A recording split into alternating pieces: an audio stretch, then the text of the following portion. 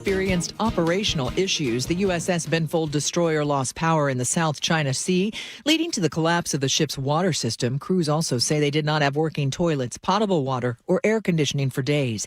ABC News contributor and former Defense Department official Mick Mulroy says it raises more questions. How did all the generators fail? Because they are redundant. They are designed so that they can have a problem with some of them, but they won't lose all power. Because when they lose all power, they lose all propulsion. So it is a significant issue. It's actually better it happened here rather than when they got into theater and they were part of the naval blockade, for example. President Trump downplaying primary race losses and touted the Republican governor's race in Florida. His pick, Representative Byron Donalds, winning the GOP nomination for the midterm elections. He'll face Democrat David Jolly. On Wall Street, stocks are trading higher this hour. This is ABC News. In Massachusetts, the trial of Lindsay Clancy continues. The mother is charged with killing her 3 children in 2023. Defense attorneys say she suffered from postpartum psychosis. ABC's Peter Harlambous says psychologist Paul Zeisel testified today for the defense. This witness is basically acknowledging that these voices came to her after she was having increasingly intrusive thoughts, that it was a male voice. But on cross-examination, prosecutors are trying to poke holes in a way in terms of the credibility of the testimony. For example, Zeisel basically testified that the last time she ever heard a voice in her head was the actual day of the killings. He also acknowledged that nowhere in her medical records prior to the incident do any of the providers who treated her make note of a kind of male voice speaking to her, though they acknowledged that she was having these constant intrusive thoughts. Severe storms targeting parts of the Midwest again today that are still recovering from a week of torrential rains and flash flooding. I'm Michelle Franzen, ABC News. Seattle police are searching for a gunman this afternoon. That is one story coming up. But first, let's get a check on your commute. And we say hello to Lori. Hi, Lori. Hello there. I'm you, though. You're the best looking me I've ever seen. Traffic is brought to you by Harbor Stone Credit Union. Now only a 5-minute slowdown, Seattle to Linwood, or Linwood to Seattle, that is. Linwood to Bellevue, 22 minutes, and Renton to Bellevue, an 18-minute drive. Now 16 westbound at Tremont was fully blocked for a collision, but now all lanes are open. Still a little slow as you head through the area. So let's talk ferries. Port Townsend Coupeville route is running again after being closed down. All the Anacortes ferries are 20 to 45 minutes behind schedule. And if you're leaving Clinton to Mukilteo, it's going to be an hour wait. Earn up to $30 per month just for using Harborstone PNW Cashback debit card. Open your free checking account online today at harborstone.com/cash. I'm Lori, KIRO Real-Time Traffic. KIRO Newsradio 97.3 FM Northwest News. Now, the latest from KIRO Newsradio and mynorthwest.com. Good afternoon. I'm Nate Connors. A gunman is still on the run after a deadly shooting in Seattle's First Hill neighborhood. Police say the victim was found inside an apartment near 8th and Marion after someone called 911 around 8 last night. Officers arrived and found a man in his mid-20s suffering from multiple gunshot wounds. They tried to save him until Seattle fire medics got there, but he was pronounced dead at the scene. No arrests as far as we know, and police have not released a description of the shooter. It's also not clear what led to the gunfire and whether the suspect and victim knew each other. Tim Hull, KIRO News Radio. A hearing is now set later this month in the effort to recall Seattle Mayor Katie Wilson. The petition was filed last week by Melinda Jacobson and her husband. Jacobson says she believes plenty of other Seattle residents share their concerns. And talking to other like-minded people, I decided, if somebody doesn't do this, I have to do it. And I found out that nobody had started doing it, so I stepped up to the plate. A King County judge will hear the case on Monday, August 31st, and decide whether the recall can move forward. If it does, supporters would need roughly 70,000 valid signatures to get a recall election on the ballot. Wilson's office says the effort does not appear to have merit. Another round of layoffs is coming to TikTok's Bellevue workforce. According to Washington's Employment Security Department, TikTok Shop plans to eliminate 75 local positions in October. The company previously cut dozens of Bellevue jobs in 2025. TikTok has said it regularly reviews operations as its e-commerce business evolves. Stay out of the water at Houghton Beach and Juanita Beach in Kirkland. Public Health Seattle and King County says bacteria levels exceeded safe thresholds. The swimming areas will remain closed for at least a week. That's when county crews will test the waters again. The rest of the both parks remains open. The State Patrol is looking for a driver and passenger involved in a drive-by shooting in Issaquah Tuesday morning.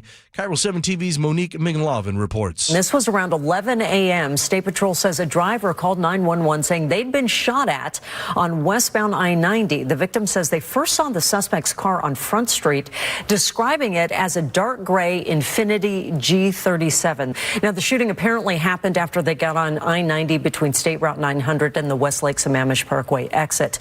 Police are now asking for your help, asking anyone who saw anything to reach out to police. Here, KIRO News Radio weather. Another mostly sunny afternoon with a high near 79. Similar forecast tomorrow, starting off with morning clouds, turning mostly sunny and 81.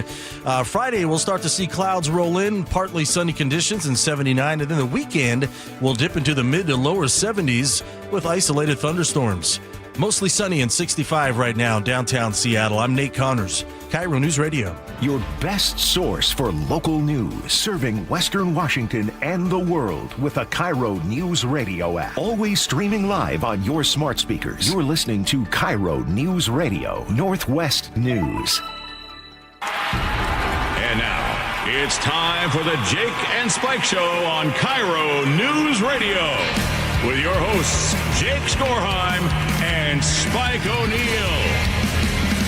Welcome to the show. Happy Wednesday to everybody out there. I'm Jake Skorheim, sitting alongside Spike O'Neill. Happy Wednesday, brother. Happy Wednesday. Lots of great stuff to get to today. Okay, we got a bunch of stuff. This one was not on our list this morning, but we ended up calling an audible and said, well, we got to talk about what's going on in Edmonds, because this is your neck of the woods. You could very easily be caught up in this. I guarantee you I've driven on these roads in the last week, multiple times in the last week. I don't know how this is legal. We will discuss in just a second. This is cameras in Edmonds, school zone cameras, and what the city council voted to do. You might be surprised, and you should also be careful if you're driving through Edmonds. We'll tell you about it in just a second. Also, we are going to talk. This is just a little tease to exactly 20, let's call it 25 minutes from now. Brock Heward is going to join us, and he is going to be on the show, and we are going to talk about what is happening to the Seattle Mariners. Last night, an historic loss to the Brewers, and it was all capped off in this one ridiculous play, which highlights just what the heck is going on with the Mariners. It puts it all in clear focus, in one little nutshell. This was a sacrifice pop fly, right? This is in the 8th inning. This is 2 outs. Yeah, to Julio, center field, and, well, 1 out at the time. He thought it was 2 outs, and he thought that the inning was over, so he tosses the ball. Listen to this. Shutout margin of victory is 20-0. By the way, if you guys didn't watch the game last night, they were down 19-0 at this point. The Mariners, 19-0, and then the game got bad. As Yelich flies out for the second out, and there is run. Number 20, but he threw it up. He threw it up. He did. He threw it into the bullpen. He thought it was the last out. Not a home run. No, it's an out.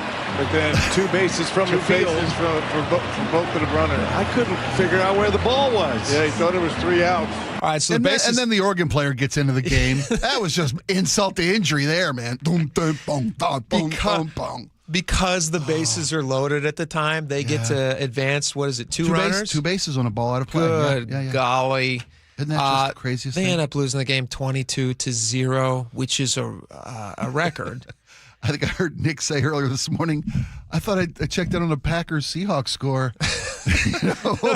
Why'd they go for 2 and they're up 3 touches? That seems cruel. Must have been a preseason game yesterday, huh? 100%. Yeah, this is the C team playing. Okay, so Brock's going to join us just a little bit. He has a very interesting take on this. And if you think I am a fair or what's the word I'm looking for? Fair weather? No, not fair weather. It's a pie in the sky, rainbows and lollipops. You think Brock's going to come with positive stuff? No. A friend of mine, a dear friend, is on social media and says, on the same road trip, they won 1-0. And last night they lost 22-0. They're both just worth 1 game in the standings. Okay. I'm like, okay, buddy. Okay.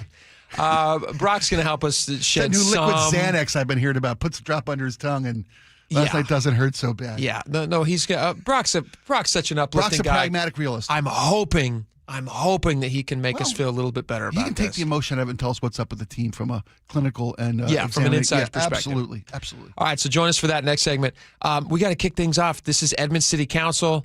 They decided to do this. This was something that they were discussing doing. The story kind of started getting out there yesterday. Edmonds City Council was going to meet today. They were going to have a decision on whether or not they wanted to keep school zone cameras operating 24/7. I believe Edmonds has 5 of these cameras, if I'm not mistaken, and they were talking about keeping them up and running so they could catch speeding drivers. And you might be asking yourself, like I was, like, I thought school zone cameras were supposed to deter people from speeding when a student might be nearby in school zones. Usually it's till 4 p.m. or when lights are flashing. 45 minutes within drop-off or pickup kind of a thing. And some districts have them open during school hours, during the entirety of the school day, because kids can be coming and going, not just mornings and afternoons. That makes sense, right? It makes sense. Yeah. I understand. I mean, the merit of it makes sense. Yeah, it's all about, of course. It's all about safety. That's all they care about. All the safety. People are driving too fast. They're driving recklessly, and nobody stops for anything. We slow people down. If they get an infraction, then hopefully that's the last time they ever get an infraction. So that's them talking about. That's common sense. If you get an infraction, maybe it stops you forever from getting an infraction. If you want to teach somebody a lesson, teach it to their wallet, right? That's the old axiom. Right? If people don't learn until it costs them. We gotta really chew on this one in just a second. But let's hear from some neighbors. These would be people that you might run into at the store, Spike. I think the sign that says there's a camera probably deters more than anything being a functional camera. Chris Weaver says speeding has been a problem in front of Chase Lake Elementary and his home, but he argues that speed bumps would be better than constant camera feeds. I think less surveillance in a nanny state is probably what we need now. People like to go really fast. Let's put it that way. Benedict Langholt, who lives next to Edmonds Woodway High School, says he would support keeping the cameras on 24/7. In fact, I think the higher speeds are typically after school hours when people are like, well, there's no camera. What do I care? Well, students, what do I care? I was going to say, it's not the camera that's deterring them. It's because they don't think that there's students that they can hurt. Right. Now, obviously, the Edmonds City Council is trying to tell everybody that obviously this is about protecting the kids because of the future and the kids and all that. I believe the children are our future. Thank you. Teach them well and let them lead the way. Question for you, Spike. Uh-huh. Do you believe this is about safety? Sure. I do believe it's about, the traffic cameras in school zones, of course, are about safety. Of course. Now we're talking about the decision. Well, they are. Come on, they are. Of course they are. The flashing yellow lights, when you're driving near a school zone, right? You see those flashing yellow lights ahead of you. Mm-hmm. They say to you, flashing yellow. That's a safety indication from Seattle or from all transit or transportation signaling, right? Yellow light means a safety issue. And when you're near a school zone, it's nice to be reminded, hey, there may be kids present in this area. Do you support these cameras? Yes, I do. No, yes, I do. Of course I do. No, you don't. Hold on. Don't say crazy things. I support school zone cameras. Of course I do. Do I support Edmonds City Council's decision made yesterday? I don't know that I do. Because yesterday they went... That's my question. Do you support the cameras 24/7? Well, that's a different question. You asked me if I support safety cameras in school zones. Of course I do. Do I support the overreach of 24/7 safety cameras in school zones? Mm-hmm. I don't know that I do. I don't know that that's about safety. It's not about safety. Right. Because if it was, they would just put in speed bumps. And speed bumps are a great alternative. You know what speed bumps are pretty bad at doing, though? Collecting money. I knew it. Exactly. This is about money. This is only about money.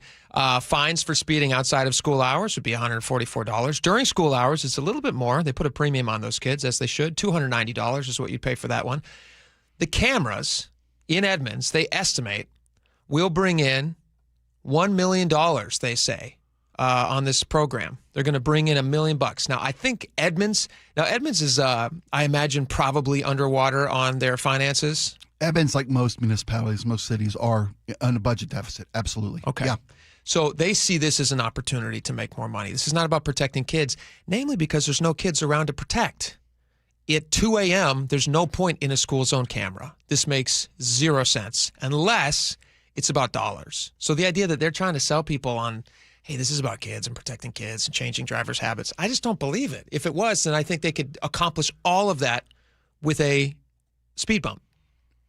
But again, speed bumps don't generate money. Revenue, that's the word. Yeah. Yeah. I mean, and for point of clarity here, the ordinance also creates 2 tiers of violations for drop-offs and pickup times, right? It's $144, but if you're traveling between 6 and 10 miles over the speed limit, the fine would be $200. If you're going more than 11 miles over the speed limit, the fine kicks up to $290. Yikes. So the faster you move through the zone, the more money it's going to pay because it's a higher risk. Now, here's a question for you. Mm-hmm.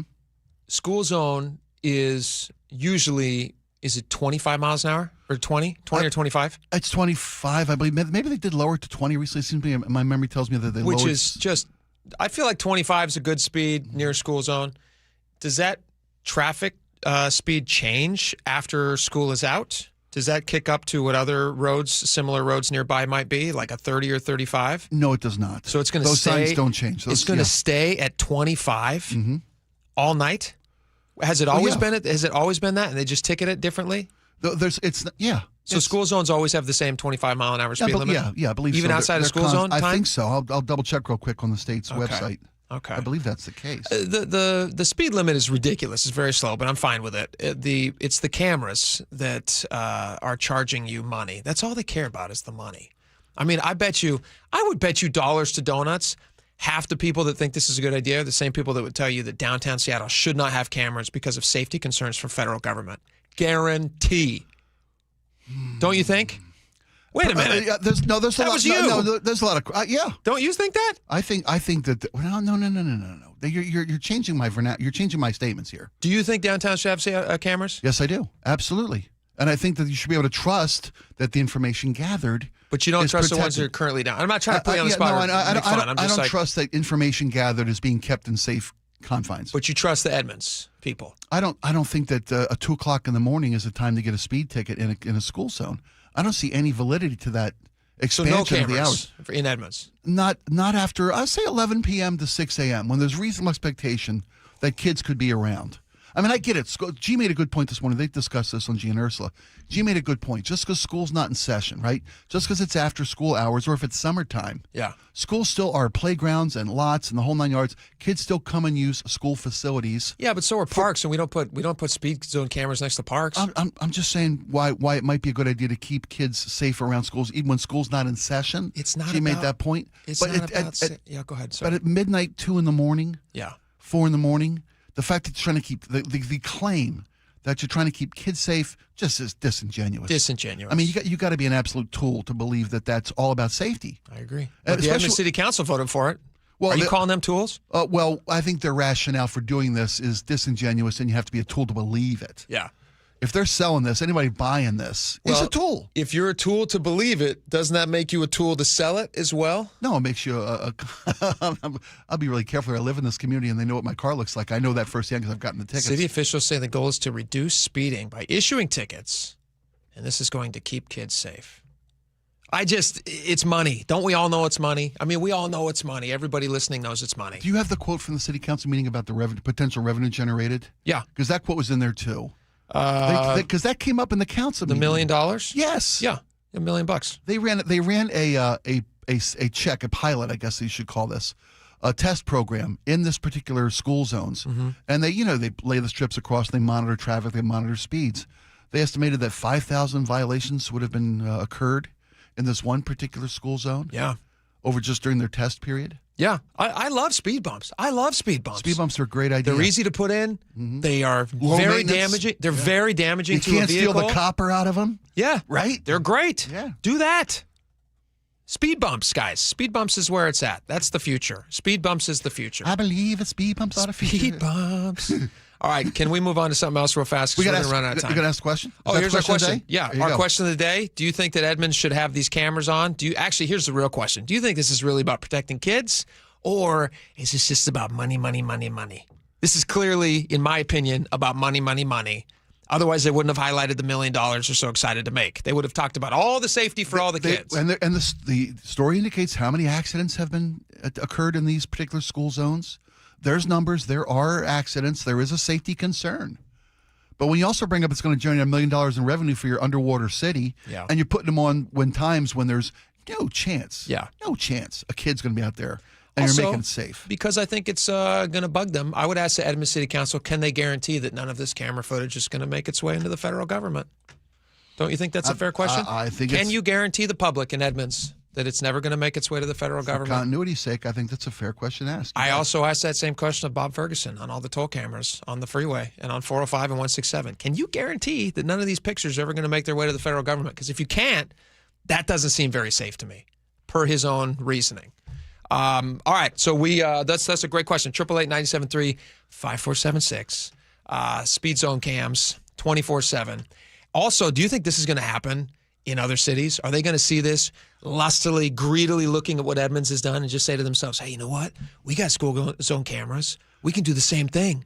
We can collect that sweet, sweet cash for the kids, of course. For the kids. It's for the kids. They believe the children of the future.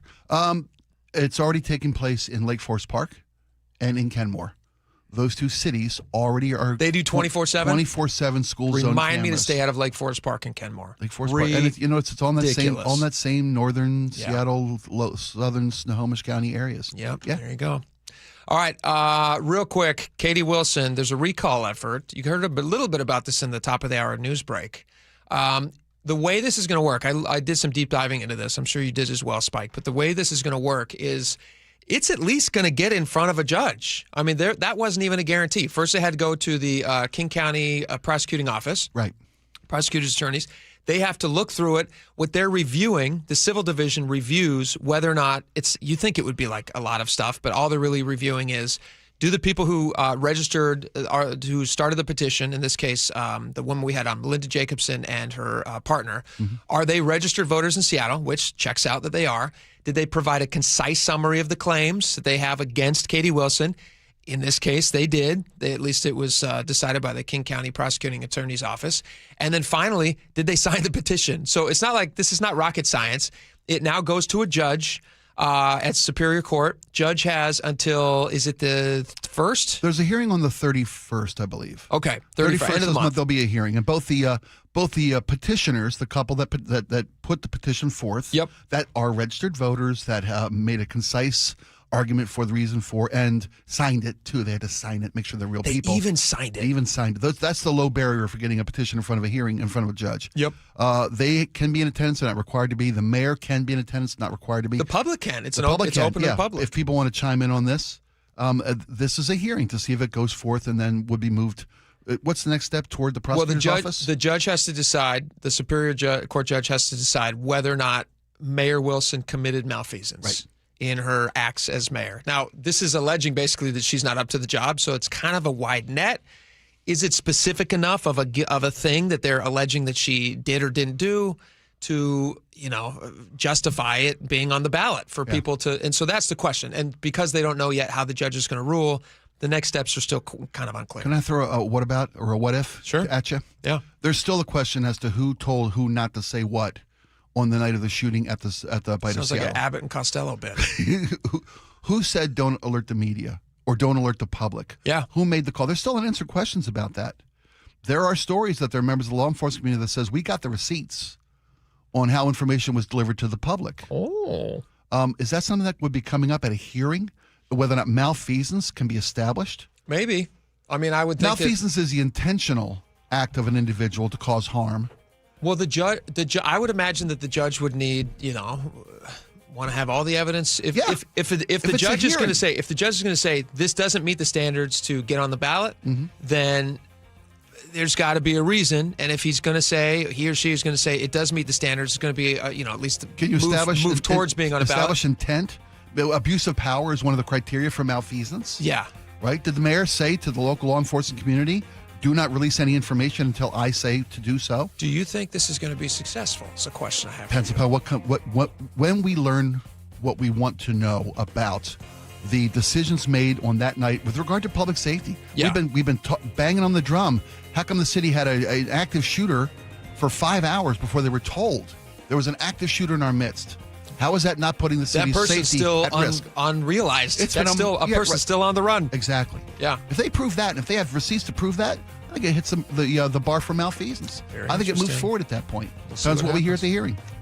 All right, we'll keep you up to date on that. All right, coming up next, we got Brock Heward. He's going to join us. We're going to talk about the Mariners and a little bit of Seahawks, too. Stick around. We'll be right back. This hour is brought to you by Sunset Auto Family.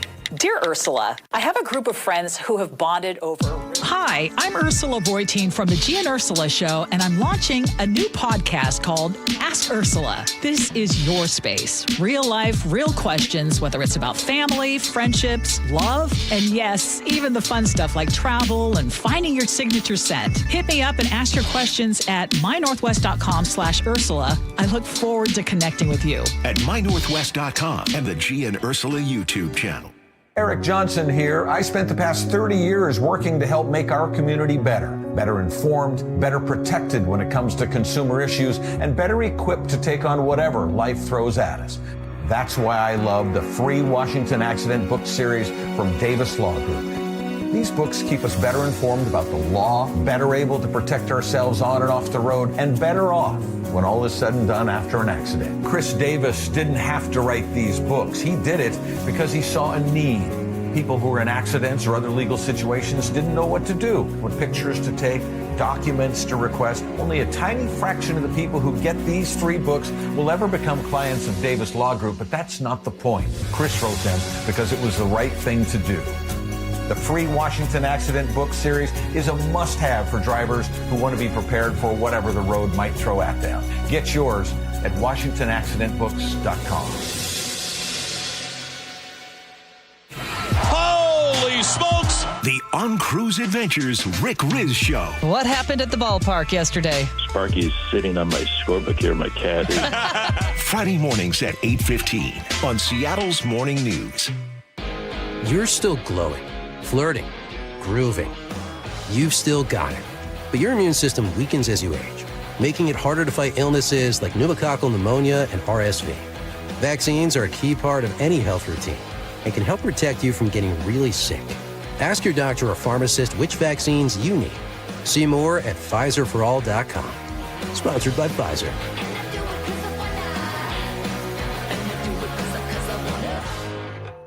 Lots of places can expose you to identity theft. Oh, no. That's why LifeLock monitors hundreds of millions of data points a second for threats to your identity, which is way more than anyone can do on their own. If we find anything suspicious, like new loans or changes to your financial accounts, we alert you right away, all through text, phone, email, or the LifeLock app. Get the alerts that could make all the difference. Save up to 30% with promo code NEWS at LifeLock.com. Terms apply. At Subaru of Puyallup, customers say it's the little things that make a big difference. A team that listens, straightforward pricing, seamless service scheduling, having the exact car, and a stress-free experience. And now, through August 31st, take advantage of incredible financing on select new models during the Subaru A Lot to Love event. For all the little things, choose Subaru of Puyallup, your stress-free dealership, part of the Harnish Auto family. Visit SubaruofPuyallup.com. Jason Rantz here with Greg Nunn from None Better Tax Resolution. Greg, there are a ton of national advertisers offering services similar to yours. Why shouldn't I go with one of them? National firms are an interesting phenomena, if you will, because I hear from clients that tried them initially, and they tell me these stories that are just really hard to believe, Jason. They'll call, and the person that they're talking to is really a salesperson. They don't really know the tax resolution business at all. They're trying to make a sale. And so they overpromise, and they'll hook them with a very low initial fee. Then when that case starts moving down the road, all of a sudden the person's getting a phone call. Oh, you need to pay us thousands of dollars to get this thing done.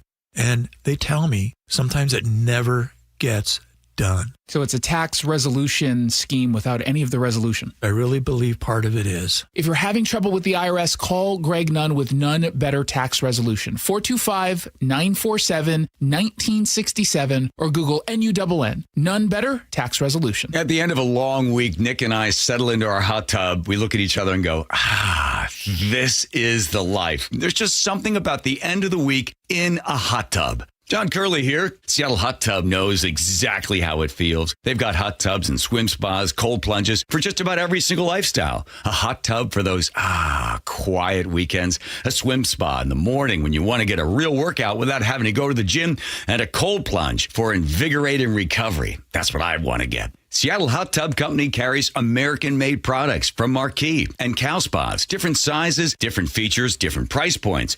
There's no games. There's no high-pressure sales pitch. Seattle Hot Tub Company has everything you'll need, from covers, steps, starter chemicals, and local delivery support. And even financing with hot tubs as low as $90 a month. Seattle Hot Tub Company, locally owned and always there.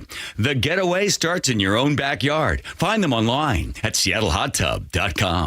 KIRO News Radio has your chance to win 2 tickets to see Anthony Hamilton with Tony, live under the stars at the Tulalip Amphitheater, Thursday, September 10th. Go to mynorthwest.com/win for contest rules and your chance to win. Advanced Hair Restoration, the simple one-day hair loss solution that's guaranteed to regrow your own natural hair. AdvancedHair.com. AdvancedHair.com.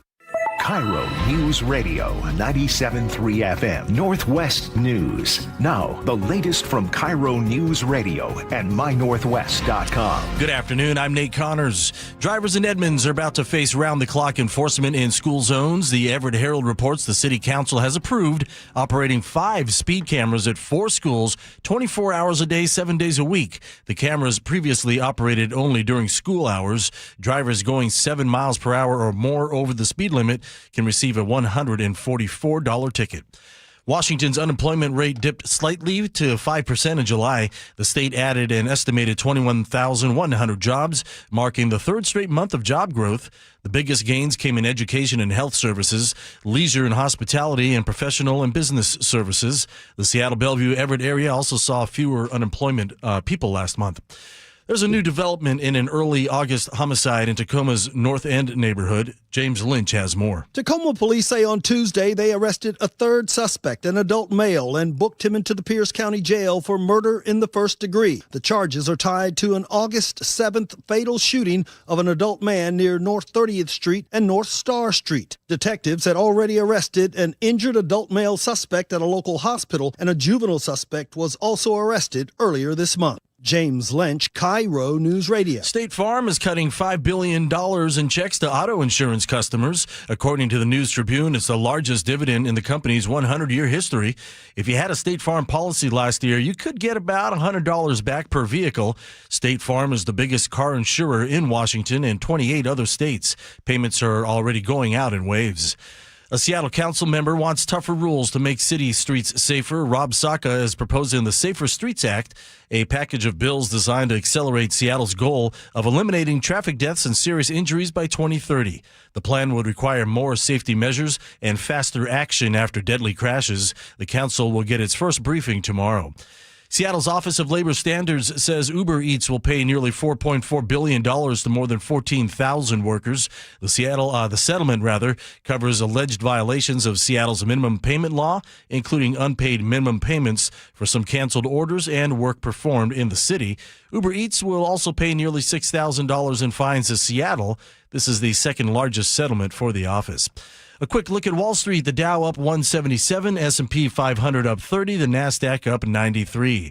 And now we check out the traffic news desk, and we say hello to Lori. How you doing? Hello there, Nate. Well, traffic's doing okay for sure. It's brought to you by Seattle Mariners. 38 minutes, Everett to Seattle, and to Bellevue, an easy 30-minute drive. Now we have a collision southbound I-5 at the Puyallup River Bridge, partly blocking that HOV lane, making your drive Seattle-Tacoma about 31 minutes, 35 minutes Federal Way to Bellevue, and westbound US 2 pretty slow through Monroe as you head past 522, and seeing a slowdown 509 through Federal Way. Just a little bit of a slowdown. Don't miss Fireworks Nights all summer presented by T-Mobile. The next show is August 21st as the Mariners take on the Cubs. The Cubs. Get your tickets at mariners.com/fireworks. I'm Lori, KIRO Real-Time Traffic. Thank you, Lori. A few clouds showing up out there this afternoon. Overall, a mostly sunny day, high near 79. Morning clouds, another mostly sunny day tomorrow on 81. And then Friday, a steady flow of high clouds, partly sunny conditions, and a high near 79. Lows overnight right around 60. 69 and mostly sunny in downtown Seattle. I'm Nate Connors, KIRO News Radio. Your best source for local news. You're listening to KIRO News Radio, Northwest News. Welcome back to the show. We're very excited to have this next guest on, although the topic we're discussing we're not so excited about. It's kind of the opposite. But let's welcome Brock Heward right now from the Brock and Salk Show on our sister station, 710 Seattle Sports. Brock, welcome to the show, man.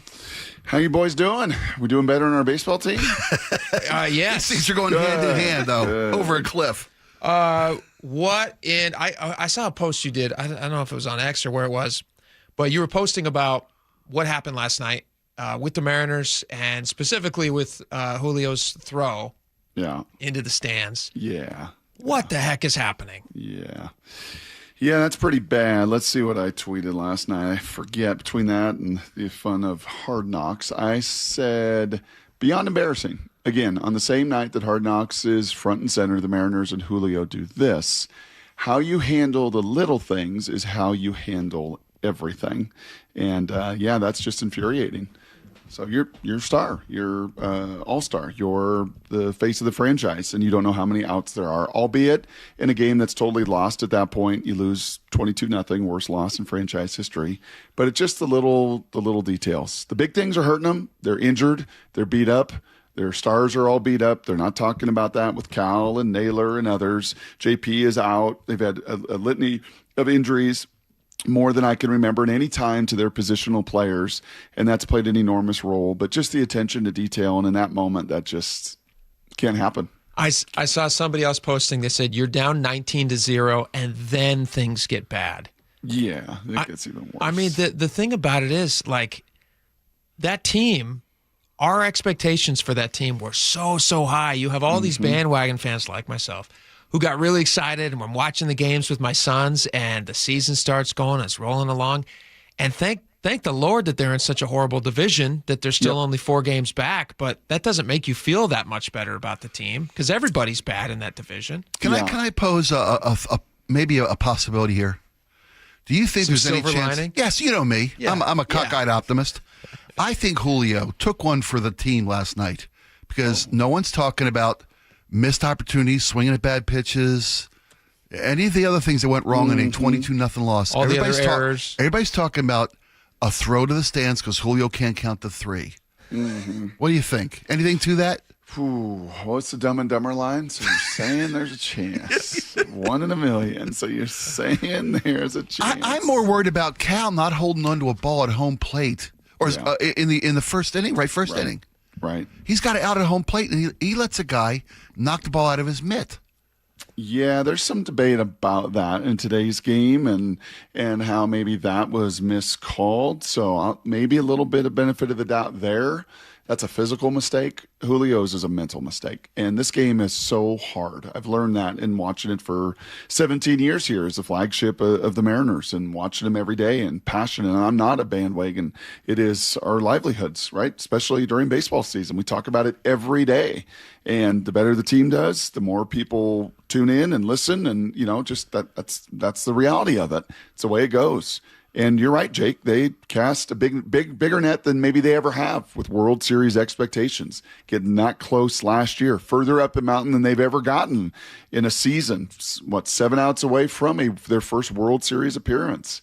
But it has been not just the physical calamities and the injuries. It's been some of these nights with mental mistakes that you just can't have with the expectations as high as they were this year. The tough part that you highlighted in that post you put out there is you do have this other team in Seattle that, last year was a magical year in Seattle sports. And for anybody who is not anybody who's just a casual sports observer who thinks that that's just the way it is.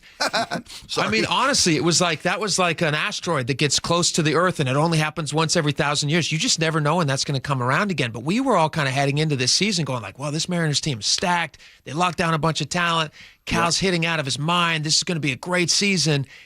And now they're playing historically bad. They're literally losing to historical levels last night to the Brewers. Yep. Now the Brewers are a really good team. Yep. But you have the juxtaposition of the Seahawks, who are, I don't even want to jinx them by talking about how excited I am about them. Sure. ESPN already did that. You're fine. Go on. Sure. Well, but you do. You have this other team. How hard is that as a player when you have this other fan base, they can just shift right over to the Seahawks and go like, all right, I guess if you guys aren't going to give me any joy, I'm going to shift over to a team that at least still has some hope to it. I don't think the players feel that, Jake, honestly. I don't think in that case, as he kind of framed that question, I think that's more front office. I think that's more management. I think that's those folks who compete right across the street with them, right? Who have been to 4 Super Bowls in 20 years, who've won 2 titles, who have certainly gained, an enormous part of the market share of the fan base in this market. And I think those folks probably more affected than the players. The players are just trying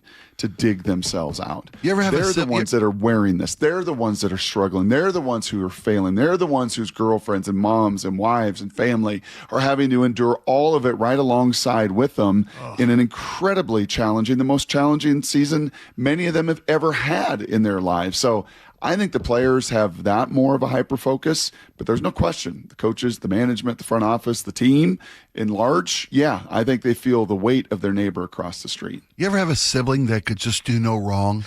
Because we all know how that feels, right?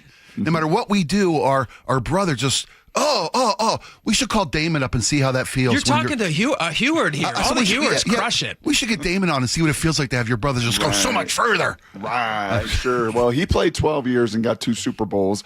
I played 6 and got 0. So you got a job at Seattle Sports. I know he owns a winery. I know. Side note: is Damon available if we wanted to get him on the show? Why are we talking to Brock? Well, and Damon's very passionate last night. In fact, he shot me a text last night like, this is not giving me good vibes. Like when you get blown out like this in pro sports, and the last time we saw it in this vein was probably like the 2009 Seahawks, the one and done year for Jim Mora, is those guys in that locker room at the end of the year, they were just done. Like, I'm just done. They were, I don't know what they ended up, I think going 3-7, and they move on, and Pete Carroll comes in, and the rest is history, as I referenced with all those Super Bowl appearances. So, yeah, this is hard to watch. You can't, if you're Dan Wilson and you're that coaching staff, these 8-0s, these 9-0s, these 22-0s, these uncompetitive games, you can't have many more of these. You can't afford it with where you are in the season, and you can't afford what that says, I think, to the fans and to the market getting blown out in that magnitude. We've been saying for weeks now, what's it going to take to wake this team up and play to the capabilities that they've clearly shown? Is last night maybe what it takes kind of a moment? Well, we've had, let's see, Spike on my notes here. Let's see, 1, 2, 3, 4, 5, 6, 7, 8, 9, 10. I don't know. It feels like we've had like 17. Yeah, when you have to take off your shoes to count how many, what's it going to take moments? Yes. You're right. Yeah. I'm just trying to find optimism here, man. I know. You are the, what do you call yourself? Cockeyed optimist, buddy. Cockeyed optimist. You and the Graz, Father. The Graz out there still tweeting away that dream to believe. And that is the reality of baseball, guys. Like the Boston Red Sox were terrible. They were done. They were awful. They fired their manager, can't play, and then they go on with largely the same players, like the most historic run in their franchise history. The Padres at the All-Star break were awful. Former Mariner and Woodville native Mr. Souza is their hitting coach. Got to fire him. They're terrible. First-year manager, he's done. Run him out of town. In the second half, since the All-Star break, all their stars, Machado and Tatis and all the rest of them are hitting. Like, what happened? How did that switch get flipped? When can that happen? How you've seen 2 of the 30 teams in baseball do that just this season. And your month of September, on paper, your month of September is the most favorable schedule you could ever write. It's the A's, it's the Angels, it's the Rockies, it's the Angels, it's the A's, it's the Astros at home for a couple. Like it's all there. But you've got to, what I call, crawl through the Andy Dufresne poop pipe for the next month, for the next 2.5 weeks. You got to crawl through it. You got to crawl through it. And you're going to wear some of it, and it's going to be horribly ugly. But just as he ripped off those poop clothes and threw them in the river. Looking up at the sky, man. And yes. That is what. Oh, you've given me hope. There you go. Well, that's what at 59 and 67, that's what you've been crawling through here. And, again, not to make excuses, but a bunch of guys are really beat up. They're really injured. Cal's not right. Naylor's not right. JP's out. Like, these guys are wearing it. They're weathering it. But hopefully they can crawl through it and somehow find some health and some hope and some freedom in the month of September. Zewatenejo, buddy. Zewatenejo. Brock, we got 30 seconds left, and thank you so much for your time. But 30 seconds left. Dan Wilson, does he survive this season? It depends how these next 36 go. I think you've seen enough kind of noise and reports, and you know baseball, and you know that the nature of that position. The Padres have gone through 7 managers here with their general manager. So that is a position that can change. They can make change. They've done it in the past. So I'm rooting for Dan big time, but the next 36 games will dictate that decision. There you go. Brock Heward from the Brock and Salk Show. Thanks for making the time, man. We appreciate it. You got it, boys. All right. Go Mariners. We'll say it. We got a lot more coming up. Stick around. Choke Points with Chris Sullivan. With Choke Points, we try to answer listeners' questions. It can be as simple as a neighborhood stop sign, or it can be as big as the budget for transportation. I don't care. I'll find the answer for you. It's really easy to get a hold of me at mynorthwest.com. We have a direct link there that gets right to me. You can also do it in the app. You can hit me up on the text line. Choke Points, presented by Carter Subaru. Tuesdays and Thursdays on KIRO News Radio 97.3 FM. Hey, Jake Skorheim here. I want to tell you a personal story I recently had at the Sunset Auto family and why I am recommending them to you. I recently picked out an SUV. I got a big family. I talk about them all the time.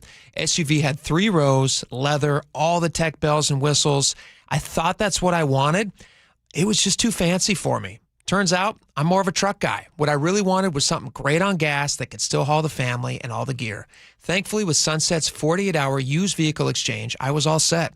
I talked to my buddy Derek Riley at Sunset Chevrolet. He got me into a beautiful new hybrid truck that fits me like a glove. Sunset's 48-hour used vehicle exchange means if you take a used vehicle home and you have second thoughts, bring it back. Pick out something else, simple as that. No pressure, no fear of making a mistake, and with oil changes for life, repairs for life, and warranty protection for life, Sunset Auto Family has you covered from every angle.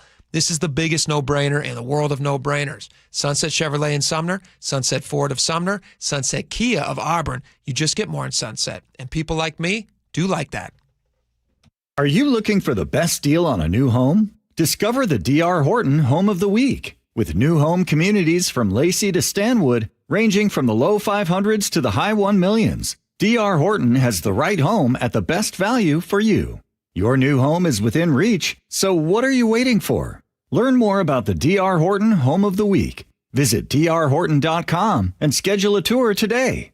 D.R. Horton, America's builder. An equal housing opportunity builder. Life, liberty, and the pursuit of happiness. Those words weren't written for history books. They were written for you. But it's hard to pursue happiness when aging is part of everyday life. John Curley here. Longevity Medical Clinic was created to help people with overall wellness and longevity, including diabetes management, heart health, weight management, inflammation reduction, nutrition, cognitive health, hormone therapy, and more.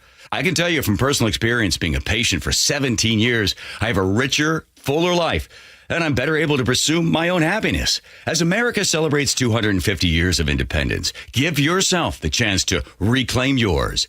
Independence from aging. Take control of your health before small issues become big problems. Experience a smarter, proactive approach to aging, backed by decades of experience with longevity. Do what I did and feel like yourself again. Get your free health analysis at Longevity Medical Clinic. Find out how at lmclinic.com. Progressive knows that for business owners, vacations hit different. But hey, at least you finally took a vacation. And look at that. You only answered 53 calls, 84 emails, onboarded 1 new hire, and covered for Chris while he's out on paternity leave, and you did it all from a kayak. Because you, my friend, know how to relax. All right, you may not know how to take a day off, but you do know both your personal and business auto insurance needs can be covered in one place with Progressive. So at least that's relaxing, right? Progressive Casualty Insurance Company and affiliates, not available in all states or situations. Get in the zone, AutoZone. John's day is off to a slow start. So he heads to AutoZone, where he can get a battery for under $100. Lonnie, a local AutoZoner, tests his battery for free. Looks like he just needs a charge, and Lonnie does that for free too. In no time at all, John is back on the road, ready to finish the day strong. Free battery testing and charging at every store. No hassles, just help.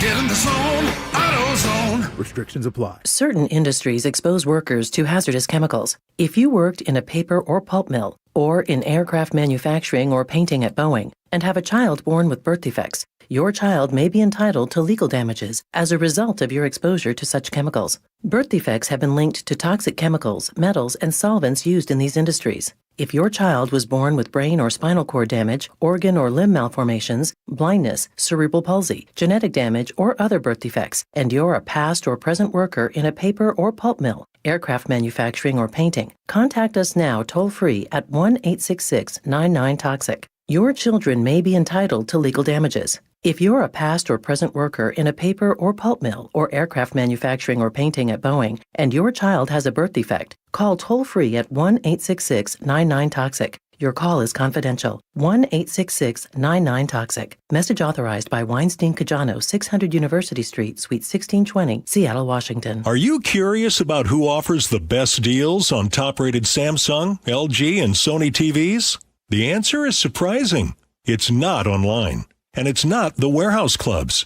The best deals on top-rated TVs are at Video Only. Don't believe it? Then check out the trade-in deals at Video Only. How about $500 for your old TV? Try doing that online. Before you buy that new TV, drop into Video Only. If you don't, you'll be sorry. August is Karastan month at Carpet Liquidators. Purchase beautiful Karastan carpet and get free installation. From carpet to flooring, we've got you covered at Carpet Liquidators.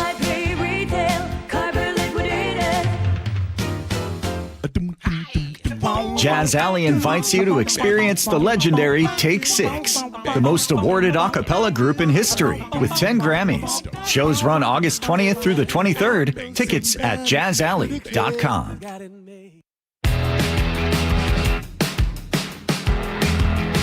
Welcome back to the show. All right, this is a really interesting story, which we're going to talk about in 2 seconds, because it has to do with... we got the midterms coming up in, 70-something days now?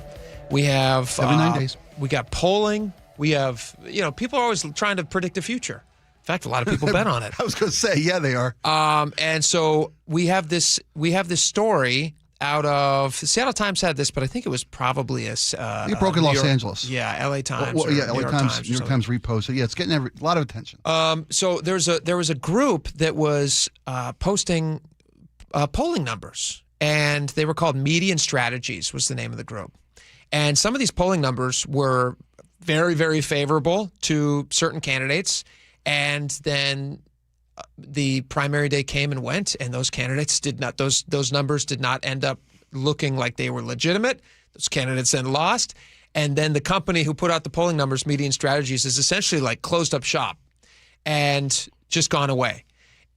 In one case, they had claimed the candidate for the leading Wisconsin Democratic primary for governor candidate at the time was Francesca Hong, who is a DSA candidate. Correct. They were claiming that she was going to win. They were claiming that she was up by 20-something points, and she ended up losing to just a Democrat in Wisconsin, not a Democrat socialist. No, it was a mainstream Democrat who came into the race very, very late. After having already dropped out. Yeah.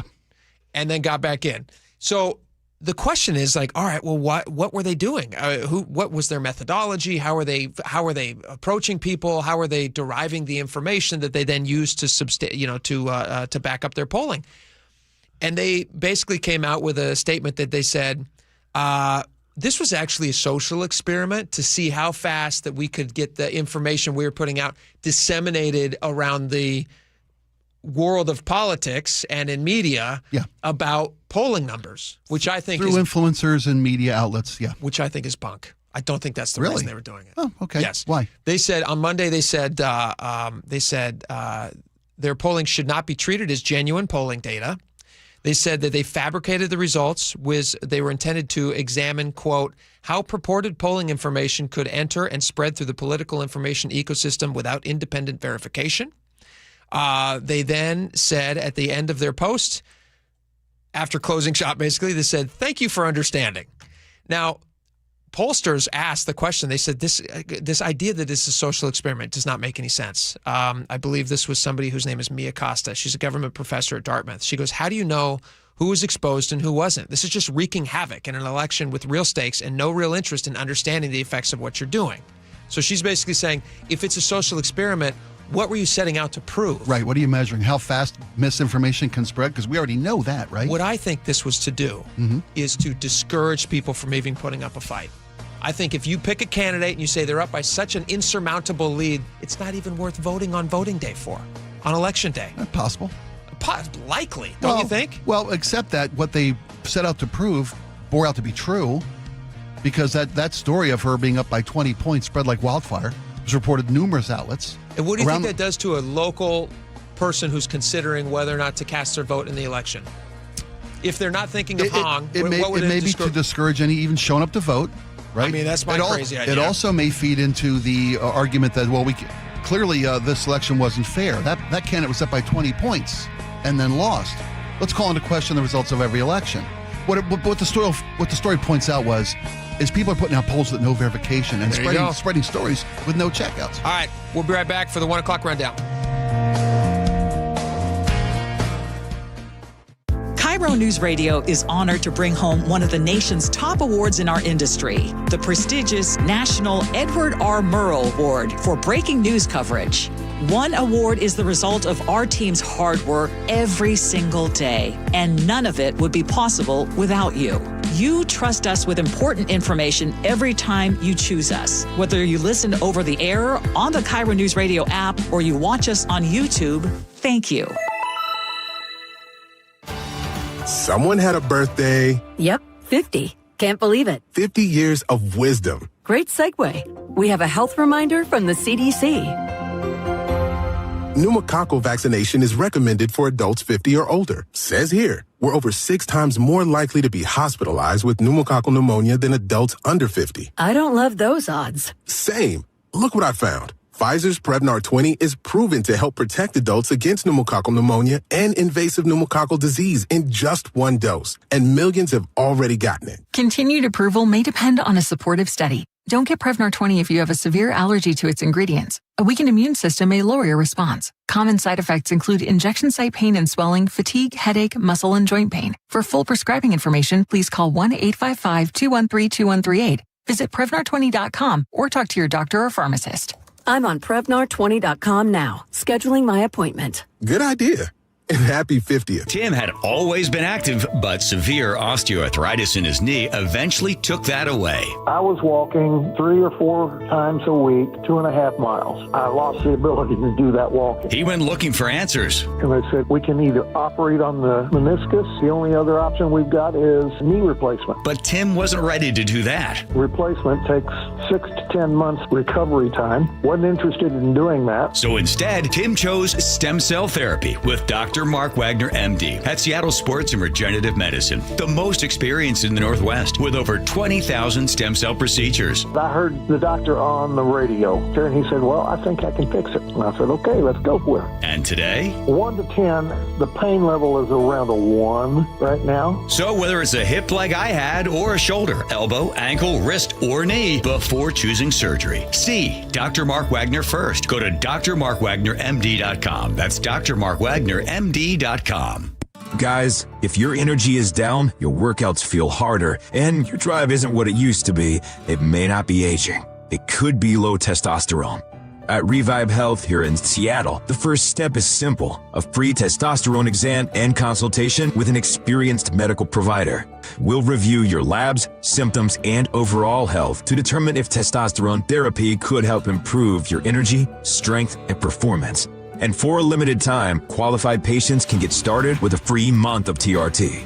Revive has helped over 120,000 men since 2011 improve energy, sleep, mood, and confidence. If something feels off, don't ignore it. Get answers and take control of your health. Call 206-529-1111. That's 206-529-1111. Or visit revivehealth.com. Revive Health. Elevate your vibe. Must medically qualify. Terms apply. Contact Revive for full details.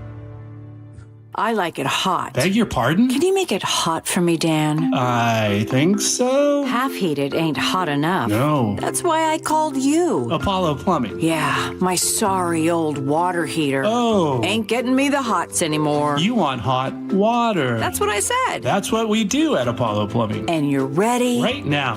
When can you? How about today? Same day? We'll have you in hot water tonight. Clever. How about an upgrade? A tankless water heater would mean endless hot water. Now you're cooking. That's just for starters. Starters? How about we make it a worry-free water heater? Worry-free? Wrenchie's worry-free warranty. Which covers? Repair, service, all included. And when it wears out? Apollo replaces it. No extra charge? Nothing. Nil? Nada. As an Apollo A-list member, you're covered. And payments? To fit your budget with approved credit, of course. And I'm hot again. Worry-free. That's for me. We're on our way. Thanks for making it hot. We're ApolloPlumbing.com. The new All-Pro battery by Steel. Tackle any task with 60% more peak power exclusively. Available only at your local Steel dealer. 60% peak power comparison between AP300PC and AP300S. KIRO FM and HD1, Tacoma, Seattle. ABC News, I'm Michelle Franzen. In Massachusetts, the jury in the murder trial of Lindsay Clancy was sent home for the day due to what the judge described as an unforeseen circumstance. The mother is charged in the killing of her 3 children in 2023. Defense attorneys claim Clancy did not receive proper medical treatment for postpartum psychosis. ABC's Peter Haralambous has more. A bit of a surprise. The jury actually was just sent back for lunch. As they got back from that break, they were told they were actually going to go home for the day. The judge really not providing many details. He said this was unavoidable. He also told the jury not to speculate about what this is. A new round of tariffs set to take effect on Canadian goods, now on hold for 3 days. President Trump says so the U.S. and Canada can continue talks on a trade deal. Power in the city of Griffith, Indiana, remains out in many areas due to storms. The utility company says it is working to restore all power by the end of the week, and extreme heat, the concern across much of the south and western states. This is ABC News. In Philadelphia, the hunt intensifying for that masked man who chases joggers. Chilling video released by investigators shows a man wearing a disturbing doll face mask. He's actively engaged in running up to people. It looks like he's attempting to scare or antagonize them. Police now scouring surveillance video in the area, believing he's threatened or chased at least a half a dozen people. Police say the suspect is seen using a cell phone, appearing to film the terrifying encounters. Intelligence units now scouring social media. ABC's Rihanna Nally. The Federal Trade Commission announcing it's seeking public comment on an enforcement policy statement regarding personalized pricing, also known as dynamic pricing. That's the use of personal data by a company to set prices based on individual consumer habits and what the shopper is willing to spend. The FTC warning it will uphold the law if businesses mislead consumers with hidden fees and surprise charges. I'm Michelle Franzen, ABC News. A Whatcom County woman is recovering after being chased by a bear. More on that straight ahead, but first, your KIRO News Radio traffic, where we say hello to Lori. Good afternoon. Traffic is brought to you by D.R. Horton. 24 minutes, Linwood to Seattle to Bellevue now, an easy 18-minute drive. Seattle to Tacoma, 31 minutes. We had an earlier accident at the Puyallup River Bridge. That is cleared. 29 minutes, Federal Way to Bellevue. Now, northbound I-5 slows approaching State Route 16, and that's causing about a 5-minute slowdown, Lakewood to Tacoma, northbound 5. Looking for the best deal on a new home? Discover the D.R. Horton Home of the Week. Visit drhorton.com and schedule a tour today. D.R. Horton, America's builder, an equal housing opportunity builder. I'm Lori, KIRO Real-Time Traffic. KIRO News Radio 97.3 FM, Northwest News. Now, the latest from KIRO News Radio and mynorthwest.com. Good afternoon. I'm Nate Connors. A woman is recovering after being chased by a bear in Whatcom County over the weekend.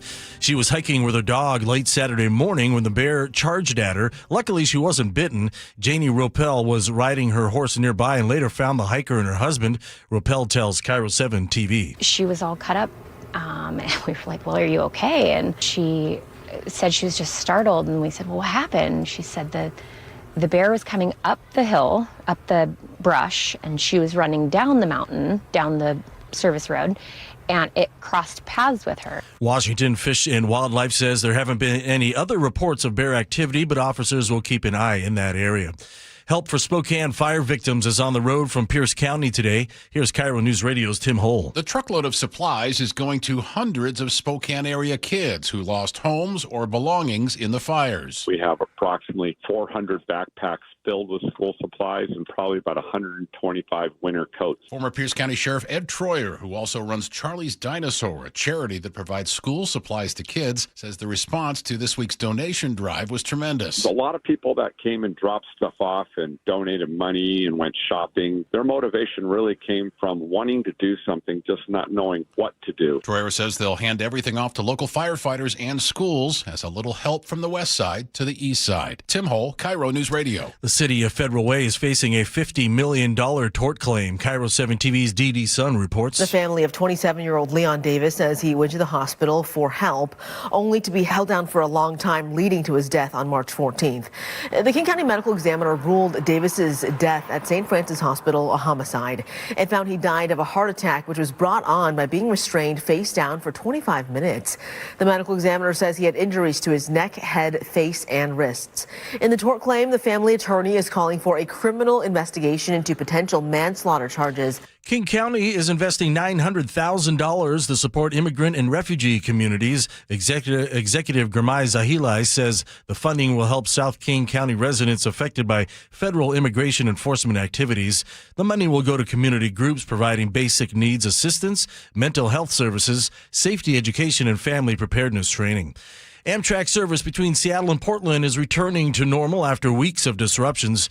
Most trains north of Portland are expected to resume today, with full service returning tomorrow. The interruptions followed a warehouse fire and the demolition of an unstable mill structure near Portland. Officials say the work has cleared the way for trains to safely resume regular service. And now a check on your KIRO News Radio weather. Mostly sunny, 79 this afternoon.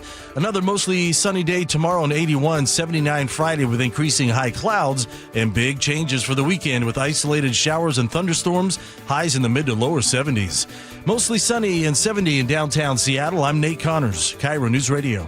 Your best source for local news, serving Western Washington and the world with a KIRO News Radio app. Always streaming live on your smart speakers. You're listening to KIRO News Radio, Northwest News. And now, it's time for the Jake and Spike Show on KIRO News Radio with your hosts, Jake Skorheim and Spike O'Neill. Welcome back to the show. 1 hour down, 2 hours to go. It's 1 o'clock, which means it's a 1 o'clock rundown. Top stories coast to coast. We're going to start with a cocaine ring at a very fancy college. Oh, this one makes me just smile. This is a wild story. This is Penn State, where this happened. The Nittany Lions. Nittany Lions. Lions, L-I-N-E-S. Jokes write themselves. I hate Penn State. L-I-N-E-S. I hate Penn State. This one's close to home for me. They have such a sparkling reputation. Yeah, they really. Too. Penn State University has been the focus of alleged, because he's been charged, right? A former fraternity brother at the was it Delta Epsilon fraternity at Penn State University, was arrested for possession and distribution of cocaine, marijuana, methamphetamines, amphetamines as well. A handgun, a legally owned handgun. I think there was actually 2 guys who were part of this operation. Yeah, from different fraternities. Yeah. But what I love about stories like this is you can never underestimate the stupidity of the common criminal. Even ones who are very, very smart. And go to Penn State. Well, is Penn State not a good school? Penn State's a great school. I thought Penn State was a good school. But let me ask you this: is a guy who accepts Venmo payments under his own name for cocaine distribution, is what you call him a smart guy? You know, I mean, sure, his dad is also a legacy at Delta Epsilon, sure, and a prominent lawyer in the Pittsburgh area. Okay, and apparently the dad is now accused of potentially helping to try to hide evidence in the case with regard to his son, as I think any dad may maybe at least consider doing when you're a member of a prominent law firm and your son gets in a little trouble with cocaine. I think ultimately, little unscheduled summer ski trip at Penn State. Summer ski trip. I mean, to the white powdery hills of Exit 42. What a clown! Off to Cocaine Mountain. What a clown, man! According to the story, this is from the AP. Penn State fraternity pledges were made. Think about this: like if you were pledging, sometimes they make you do funny things, and obviously you don't want to do hazing and things like that. But whatever. People are they want to be part of these frats. Penn State fraternity pledges, according to the AC, were made to cut and package cocaine for a drug ring that was run from 2 off-campus frat houses. Had to fold little pieces of paper. into little envelopes. Cut corners out of magazines. Imagine like telling your parents like, how's Rush Week? What a rush! Is Rush Week for just girls or? Oh, I don't know. I was never a member. I don't know. I wasn't in a frat. I wasn't a frat guy either, man. I knew I liked it. I was not a frat, a sorority. It's Sorority. for both. It's for both. Rush is for both. Okay. Yeah. Okay. So they're calling home Rush Week, like, oh, what'd you do this week? You know, Not much. Your mom's like, don't tell me everything. Haven't And he goes, slept "Good." much. Yeah. Oh. I Well, got really gacked out, Mom, on cocaine. I will say this though. You know me. I am such a ray of sunshine, silver lining kind of guy. Yes. The illegal 45 he was in possession of was in a safe. That's nice. Was kept in a gun safe. That's nice. Above the mini fridge in his bedroom. That's very nice. What an idiot. What's this guy's name? His name T-Rob. His name is Agostino. Oh, that's his distributor. The man accused of leading the operation, 24-year-old Agostino Abatiello. You're an East Coast guy. Abatiello? Abatiello, yeah. Agostino Abatiello. Does he not sound like a mobbed up guy? I mean, does that not sound like? Let's not be racially or ethnically profiled. I'm not ethnically profiling anything. Doesn't this sound like a mob name on any of the movies that we have seen and loved about the mobs? Also known as Little Aggo in inside circles. Yeah, no, I mean, like absolutely, it sounds like it. I thought you meant T-Rob, the man smart enough to sell cocaine and be paid on his Venmo. T. Robinson. A genius. Thomas Robinson. A genius to come out of Penn State. Son of previously mentioned attorney at a prominent Pittsburgh law firm. Did you see the pictures accompanying these young men in their? It's not the mugshots. Not the mugshots. The mugshots are great. The pictures that might have been available on like their campus phone network. Yeah. Website. Yeah. It's like them in a blue blazer with the striped tie. Oh, you bet. I mean, like just like you bet. Blue blood. When you put the frat that year's class, the brothers, this is his direct. They took a picture 100%. directly from the wall. Yes, this is Delta his, Epsilon. This is his Delta Epsilon yearbook photo. It's pretty crazy, man. The idea that these guys thought they would get away with it too, and like you said, taking Venmo. That's. I mean, you got to at least hide it. I mean, is that not something you learn in the first couple years? Is that like a graduate school drug program that they just didn't teach yet? Is he a business major? Probably not. I'm thinking not, man. Probably not. And when he was arrested, he resisted arrest. Did you see that part of the story? He resisted arrest and was tased because his defense there was he thought it was a prank being played by his fellow frat brothers. He thought which means that he was so out with his crime that he just assumed people would prank him on it. He's making pledges, cut and wrap cocaine. That's insane. To earn their space at the Delta Epps house. That's insane. What a crazy story. All right, let's move on. Story number 2 in the 1 o'clock rundown. This one's got a lot of traction. People, this kind of came out yesterday. A lot of people have been talking about it now. This is a story that was, I think, originally in the New York Times has this piece. But it's talking about the Trump administration advancing a plan to open up 45 million acres of wilderness and national forests. Let me read you this first couple lines of this New York Times piece, and then we can kind of chew on it. The Trump administration on Tuesday advanced a plan to open nearly 45 million acres of wilderness in national forest to road construction and logging, removing protections that had been in place for a quarter century. The proposal by the U.S. Forest Service would repeal the 2001 roadless rule enacted during the Clinton administration to preserve the wild nature of forest land.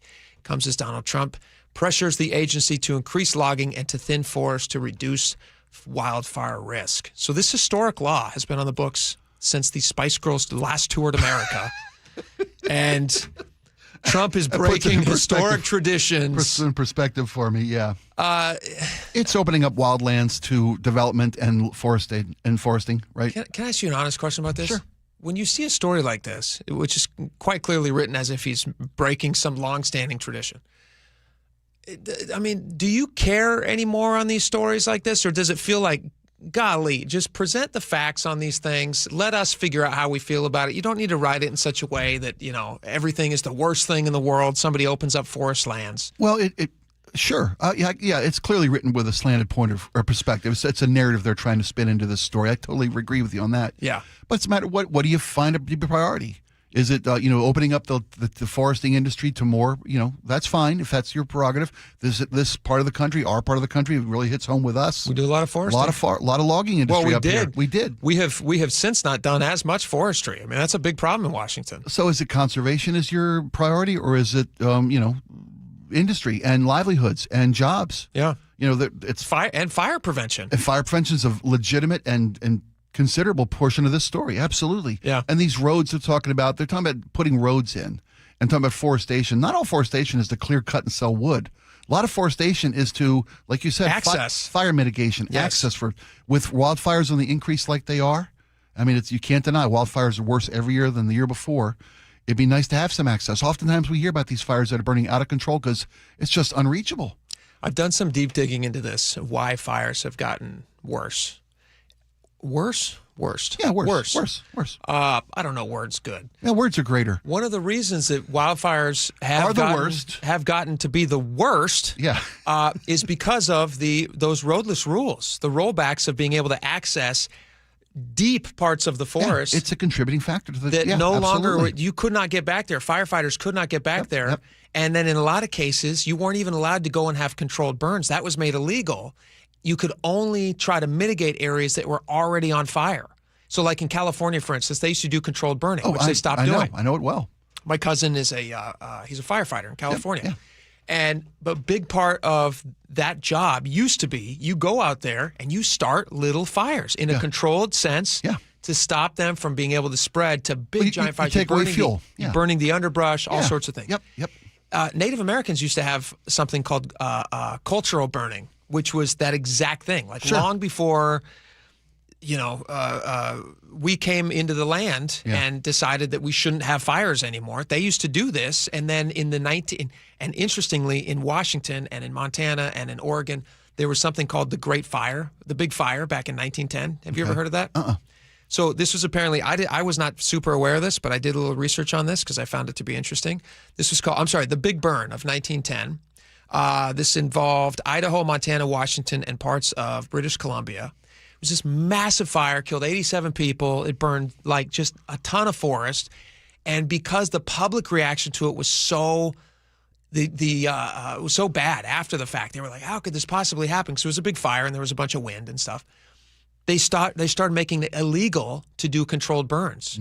And so essentially for the last 100 years, they have not been doing the same type of controlled burns that they used to do. And now we've had record fires in the wake of maybe just bad, misunderstood policy.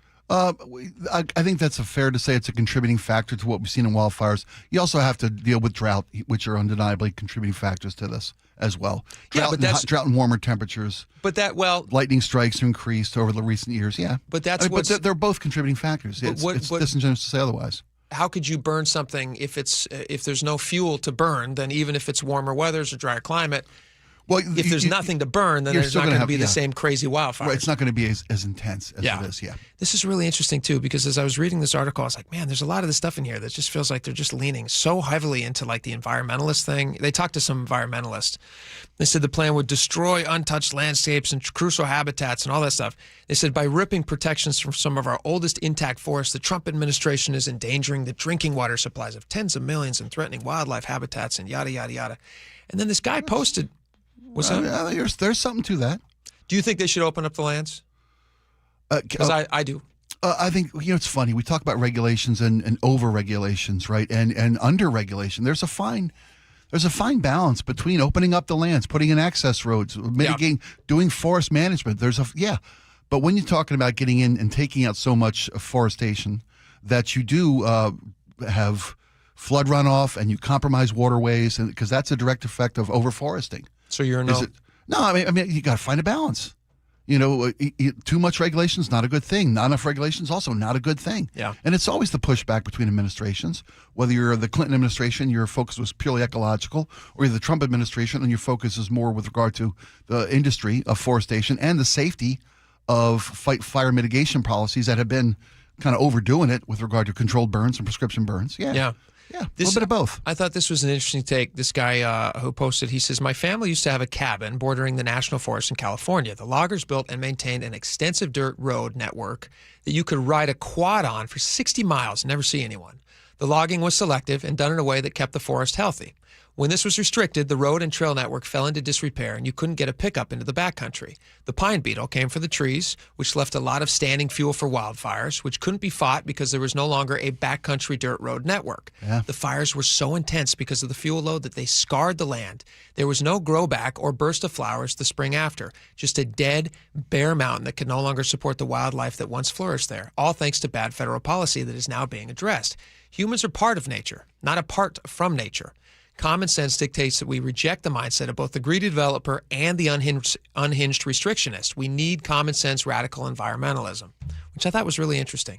No, it's he's saying the same thing I just said, but he said it with bigger words. And then when you look at balance. this is really fascinating too. When you look at the amount of acres, millions of acres that have burned in North America since they stopped doing these controlled burns. This is just in the last 5 years. In the U.S., 31.4 million acres of forest have burned down. And in Canada, where they really have seen a lot of problems. In 2023, I think they had like just millions and millions of acres in 23, Mm-hmm. massive fires. In Canada, 125 million acres have burned down in the last 5 years. And these are specifically in areas where they have stopped doing these, what indigenous people would have described as cultural burnings, where they were trying to mitigate the future devastating fires by having these smaller, controlled, and fires that environmentalists hate. They hate that because they don't understand forests. The quote you read a moment ago about the over-regulation and the ecological, just strong arming any type of forest management, resource management. Absolutely. All right. Last story in our 1 o'clock rundown, real fast. Did you see the story about Fauci, a Fauci senior aide? He's pled guilty to conspiracy charges. Yeah, I saw the headline. Did you read the CBS story on this guy? No, I did not. This is David Moranis? Fascinating. Right? Yeah, David Morans. Morans. 78 years old. He pled guilty to 1 count of conspiracy to commit offenses and to defraud the United States. Faces up to 5 years in prison. Senior aide to Fauci for like almost 2 decades. Basically, what they were prosecuting him for and what they were alleging he had done, he's now pled guilty to. He and 2 co-conspirators agreed that some of the information they were saying about the COVID lab leak stuff was not something they wanted the public to see, but they knew they still wanted to be able to converse about it. So they said, let's move this over to Gmail. So let's share non-public information on Gmail so that we can hide this from the public. And now he has pled guilty, and basically his lawyer says, hey, you know what? He's admitting to this. Yeah. He's willing to pay the price because he knows what he did was wrong. The question is, do you think any of this is going to go back? I mean, I guess it won't because he's got immunity to Fauci. To Fauci? Well, I don't think that it will. And the immunity is a different issue. I don't think it's relevant to this. They're charged and pled guilty with moving information out of the public sphere to private, so they could have conversations regarding the scientific work that they were doing on these things. Yes. There was information flying around about where the virus leaked from, and they didn't want that shared publicly. And so gain of function research. Yeah, the gain of function research that they do for vaccines with regards to flus and various viruses. Yeah, Wuhan. Yeah. So they didn't want that to get out, and so they said, hey, let's just hide this from the public, even though it's public money that's being spent on this whole thing. It's just like one of those crazy stories where we had Fauci. What was it?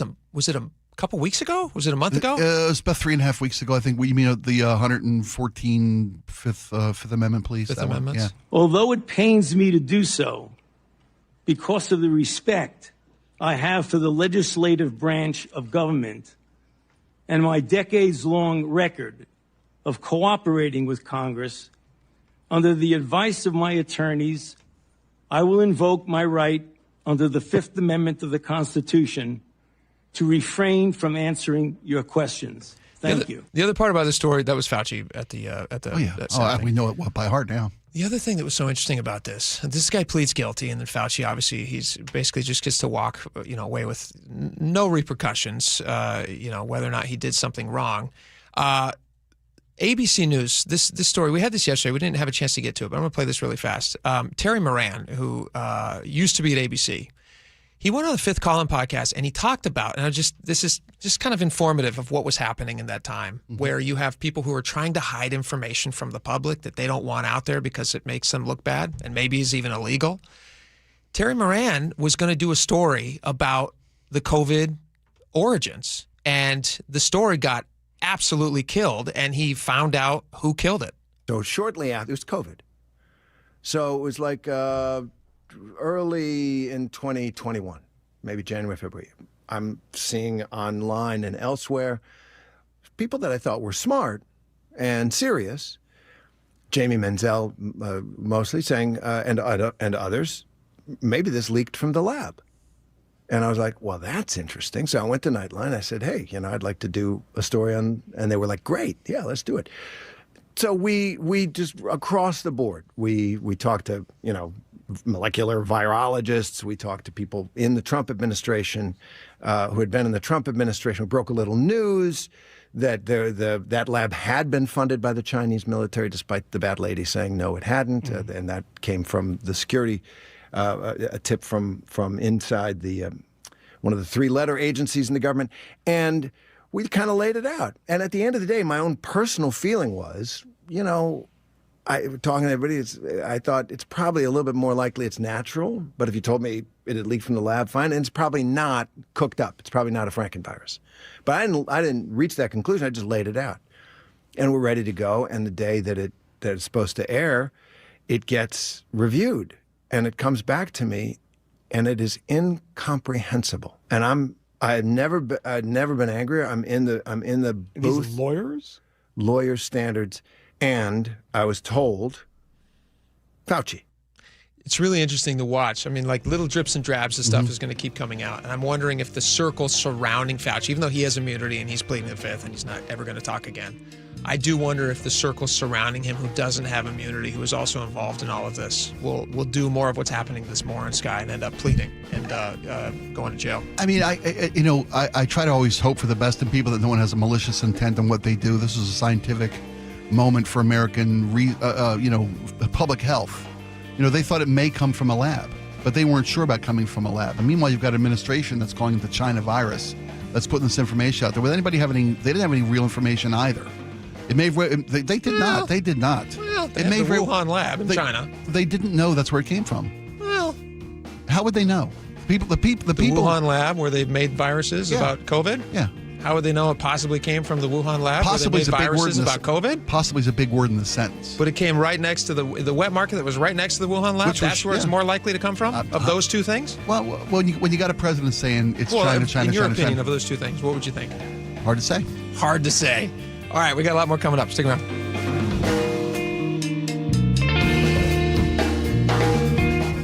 This hour is brought to you by Insulation Northwest. This is a special alert to all Americans who own a vehicle with less than 200,000 miles with an auto warranty about to expire or with no warranty coverage at all. Due to a decline in the economy, CarShield is announcing a low-cost month-to-month vehicle protection plan that is now available to the public to save any driver out-of-pocket expenses on future auto repairs. Call now to find out how you can pay almost nothing for covered auto repairs. Yes, you heard that correctly. Pay almost nothing for covered auto repairs. An open phone line has been established for all drivers to call for a free quick quote. Call 800-292-4541 now. Drivers who are covered will not have to pay for covered repairs again. This protection plan is at an all-time low. Additionally, drivers who activate this vehicle protection today will also receive free roadside assistance, free towing, and car rental options at no additional cost. Call us for your free quick quote today. 800-292-4541. That's 800-292-4541. What do you have to lose? Call 800-292-4541. Again, 800-292-4541.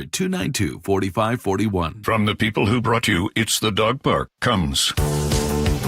Your dog is limping, but she seems fine. Plus, you've heard they can fake it just to get what they want. So what's the deal now? You're being gaslit. Protect your dog from injury and illness with Progressive Pet Insurance. Oh, now she switched legs. What a diva. Progressive Casualty Insurance Company and affiliates. Not available in all states or situations. Coverage subject to policy terms. This is the story of the one. As a maintenance engineer at a beverage manufacturing plant, he starts his day knowing every line is ready to run because Grainger delivers the industrial-grade products he needs to keep mixers, conveyors, and packaging equipment moving. With Grainger's vast selection of bearings, belts, and motors, he keeps operations running smoothly, so nothing grinds to a halt. Call 1-800-GRAINGER, click Grainger.com, or just stop by. Grainger, for the ones who get it done. Here's the deal. The government is over $38 trillion in debt, which means the IRS isn't slowing down. And the tax code is complex and unforgiving. So it's not surprising if you're one of the millions of Americans that owe back taxes to the IRS. Unfortunately, they're the world's most powerful collection agency, with the ability to garnish your wages, seize your bank accounts, and even take your home or business. But don't be stressed or worried any longer. We're Optima Tax Relief, America's most trusted tax resolution firm. We have resolved over $3 billion in tax debt for our clients. Our award-winning professionals deal with the IRS every single day, protecting our clients and preparing them for the best possible resolution. For tax help you need, for tax help you can trust, give Optima a call today. Call 800-343-6460. 800-343-6460. 800-343-6460. Optima Tax Relief. Some restrictions apply. For complete details, please visit OptimaTaxRelief.com. Guys, I'll never forget the first time I saw somebody get results at our clinic. He was an 81-year-old man who hadn't been intimate with his wife in over 8 years. Viagra had stopped working for him, and he was desperate for help.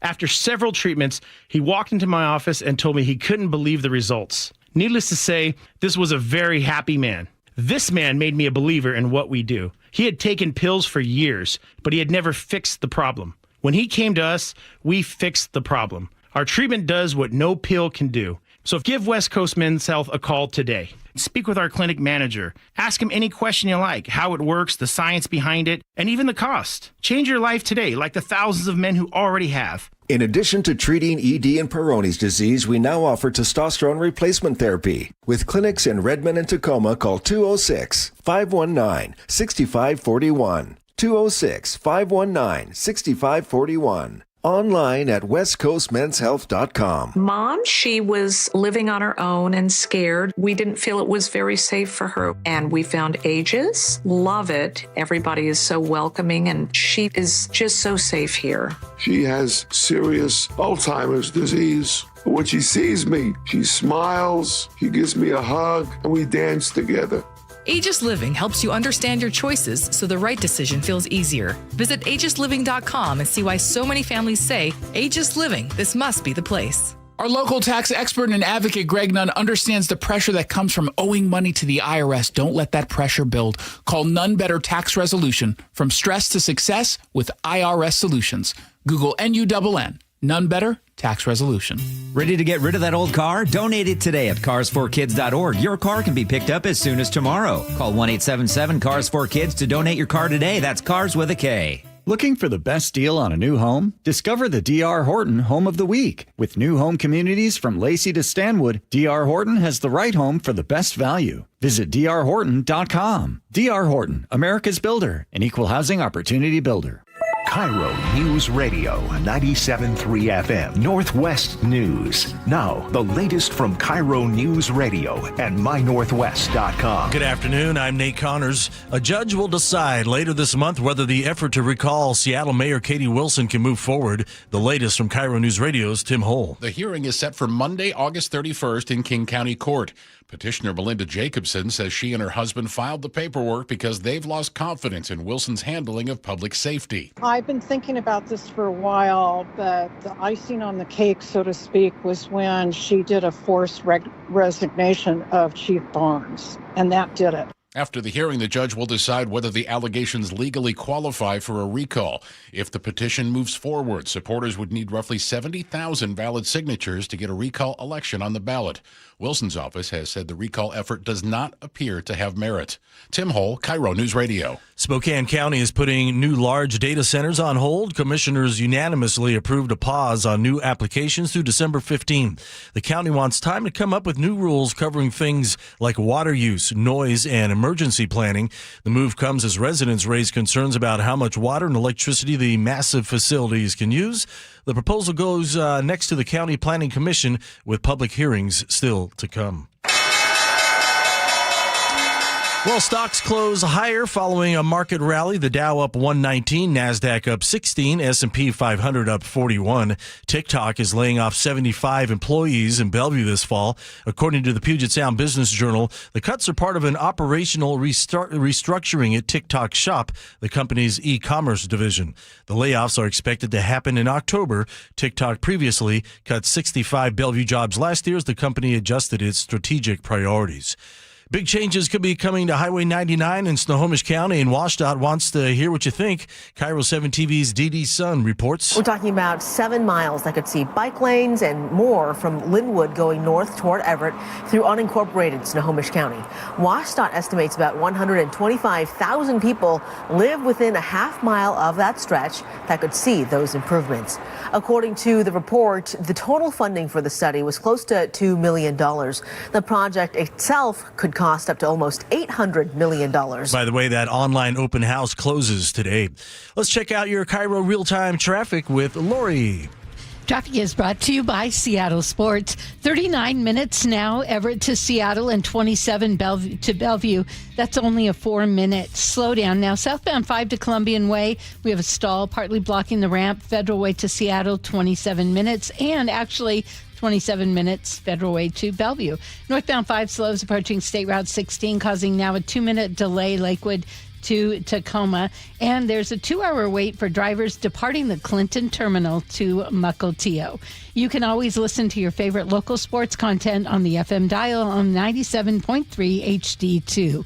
I'm Lori, KIRO Real-Time Traffic. Thanks, Lori. Mostly sunny and 79 today. Same forecast tomorrow. A little warmer, 81. Back to about 79 with high clouds slowly rolling in and partly sunny conditions on Friday. 71 and mostly sunny in downtown Seattle. I'm Nate Connors, KIRO News Radio. Your best source for local news. You're listening to KIRO News Radio, Northwest News. All right, welcome back to the show. Time for the question of the day response. We pose this every day at the start of the show. Always related to something that is top of the news for us when we start every day.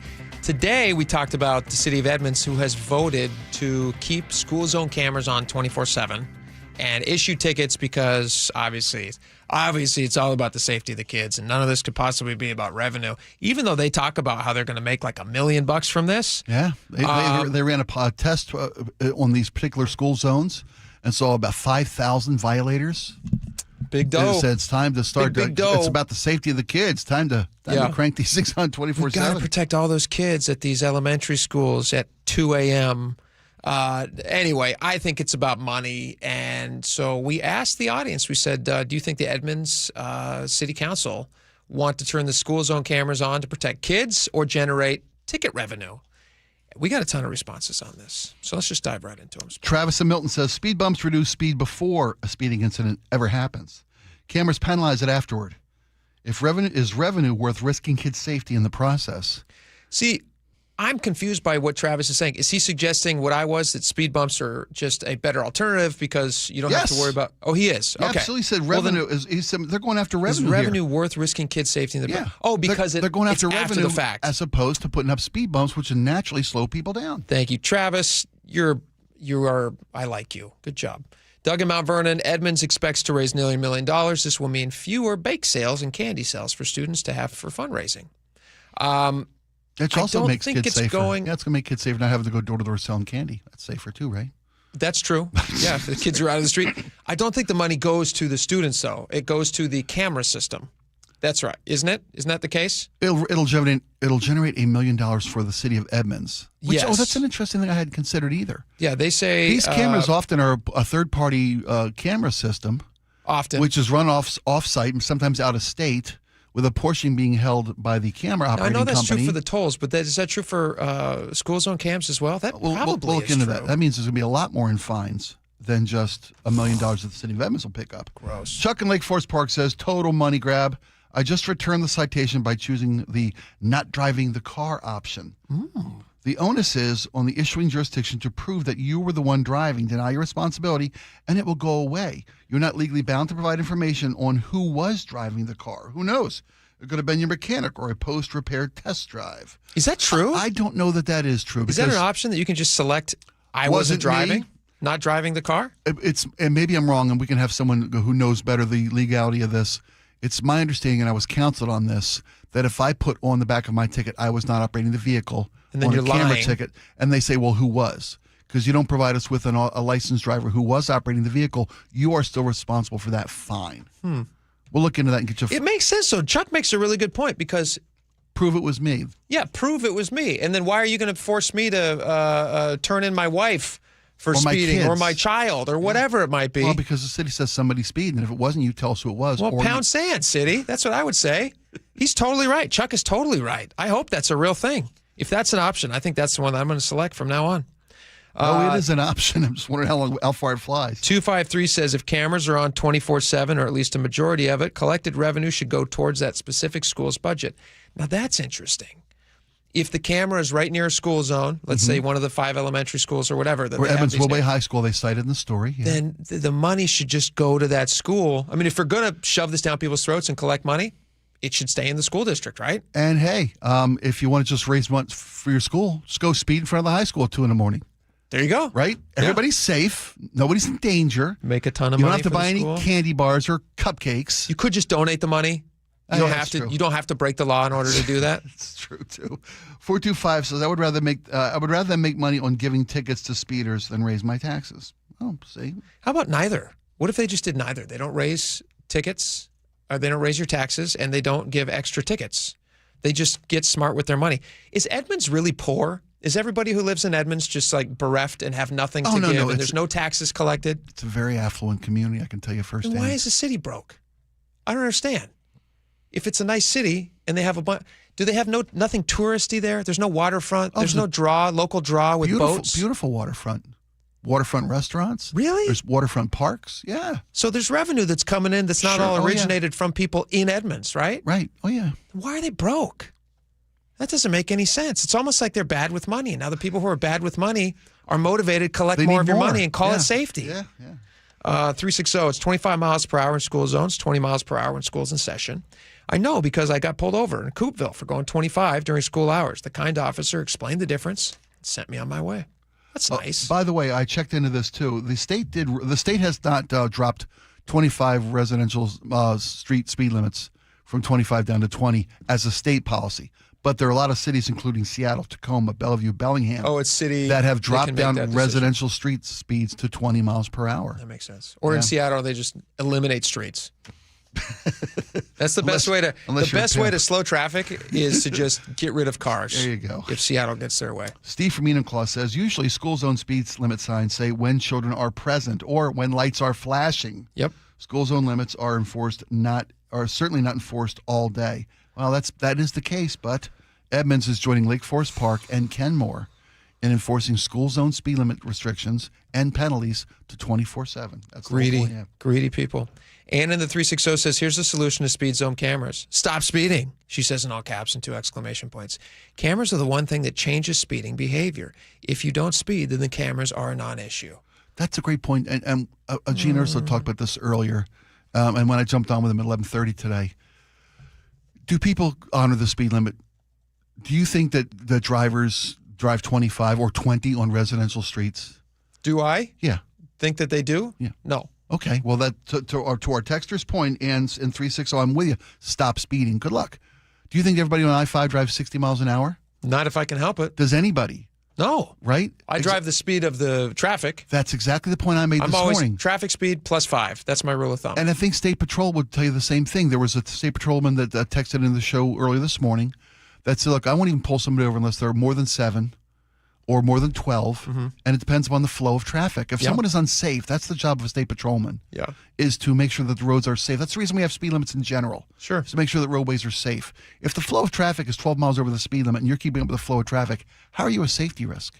Yeah, and everybody wants to have safe roads, and nobody wants kids in danger.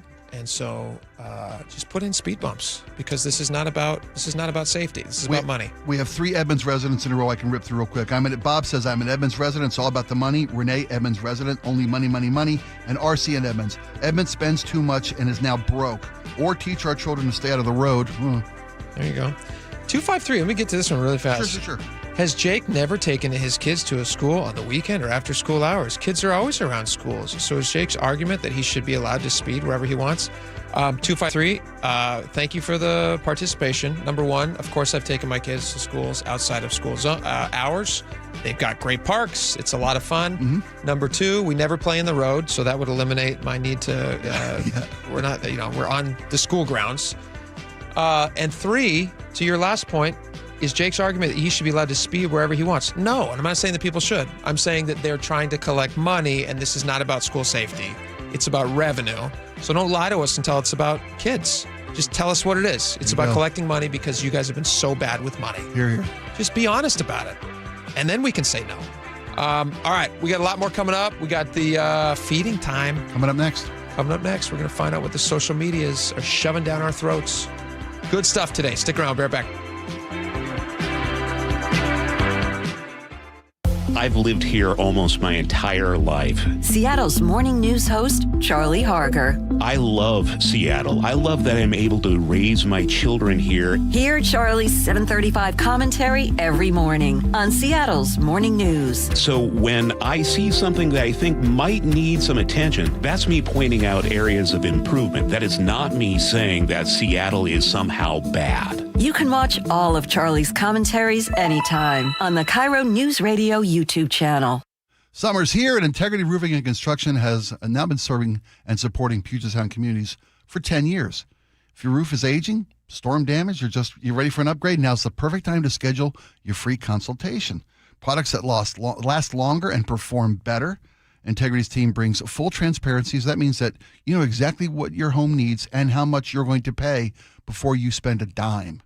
With locations from Mississauga to Sequim, from Everett to Gig Harbor, they can do it all for you, and they can do it everywhere. Visit integrityrc.com. That's integrityrc.com. Where doing things the right way matters. Paid political announcement. If you care about keeping groceries affordable, listen up. Seattle City Hall is considering an ordinance that could put grocery discounts, rewards, and coupons at risk. The mayor's proposed fair pricing ordinance could have the exact opposite outcome and make everyday living more expensive. Protect Seattle Savings is working with the mayor's office to improve the proposal and keep costs down, but we could use your help. Visit ProtectSeattleSavings.com to learn more and join the cause. Paid for by Protect Seattle Savings. For 250 years, Americans have believed in one powerful idea, that we are meant to live free. Free to work hard, free to move, free to enjoy life without being held back. But if the natural effects of aging are slowing you down, it might be time to declare your independence from aging. John Curley here. Longevity Medical Clinic has been treating the undesirable effects of aging for nearly 30 years. They have more clinical experience with actual patient care than any longevity practice in the country. I've been a patient for 17 years. Wow, time flies when you got a lot of energy. I don't know where I'd be today without longevity. Longevity Medical Clinic was started so people can get back to living life on their own terms, walking, working, exercising, and enjoying the moments that matter most. This year, as we celebrate 250 years of American independence, take a stand for your own freedom. Get your free health analysis at Longevity Medical Clinic. Find out more at lmclinic.com. Are you looking to buy a house, but like everyone, you're priced out of the Bellevue, Kirkland, and Seattle market? Many buyers have the income, the credit, and the desire to own, but simply don't have the down payment, often at least $75,000 just for a starter home. Hi, I'm Scott Rirucka, CEO of Legacy Group Capital in Bellevue, with a great opportunity for home buyers. Introducing our Legacy Opportunity Loan.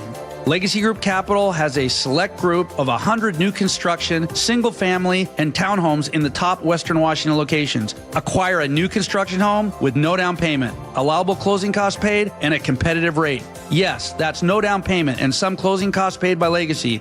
A wise man once said, the hardest part of winning in real estate is just getting in. And now you can with our Legacy Opportunity Loan. So get in the game. Limited properties available to qualified Washington borrowers. Learn more about this limited opportunity at LegacyG.com. Legacy Group Capital LLC at MLS ID 99045. Visit LegacyG.com for additional program details. Guys, if your energy is down, your workouts feel harder, and your drive isn't what it used to be, it may not be aging. It could be low testosterone. At Revive Health here in Seattle, the first step is simple: a free testosterone exam and consultation with an experienced medical provider. We'll review your labs, symptoms, and overall health to determine if testosterone therapy could help improve your energy, strength, and performance. And for a limited time, qualified patients can get started with a free month of TRT. Revive has helped over 120,000 men since 2011 improve energy, sleep, mood, and confidence. If something feels off, don't ignore it. Get answers and take control of your health. Call 206-529-1111. That's 206-529-1111. Or visit revivehealth.com. Revive Health. Elevate your vibe. Must medically qualify. Terms apply. Contact Revive for full details. Jazz Alley invites you to experience the legendary Take 6, the most awarded a cappella group in history, with 10 Grammys. Shows run August 20th through the 23rd. Tickets at jazzalley.com. Hey, buying a used car can be stressful. Sunset Auto Family takes that stress away with a 48-hour used vehicle exchange policy. You pick it out, you drive it for a couple days. If it's not the right fit, they'll help you find one that is. You just get more at Sunset, and people do like that. For the ones who get it done, Grainger offers the professional-grade products you need, delivered when and where you need them. Call, click Grainger.com, or just stop by. Summer is in full swing at T-Mobile Park, and it's not too late to come on board as a Mariners season ticket member. With a Flex plan, you can choose your games and seats as you go and lock in priority postseason presale access. Join today at mariners.com/flex. Washington drivers share the road with thousands of semi-trucks, but new reporting and federal investigations have unveiled that as many as 1 in 5 of those trucks are operated by chameleon carriers, trucking companies that rack up crashes and safety violations only to close and reopen under a new name with a clean record. If you've been injured in a trucking accident, time may be running out to recover. Call Davis Law Group today at 206-888-8888 or visit davislawgroupseattle.com.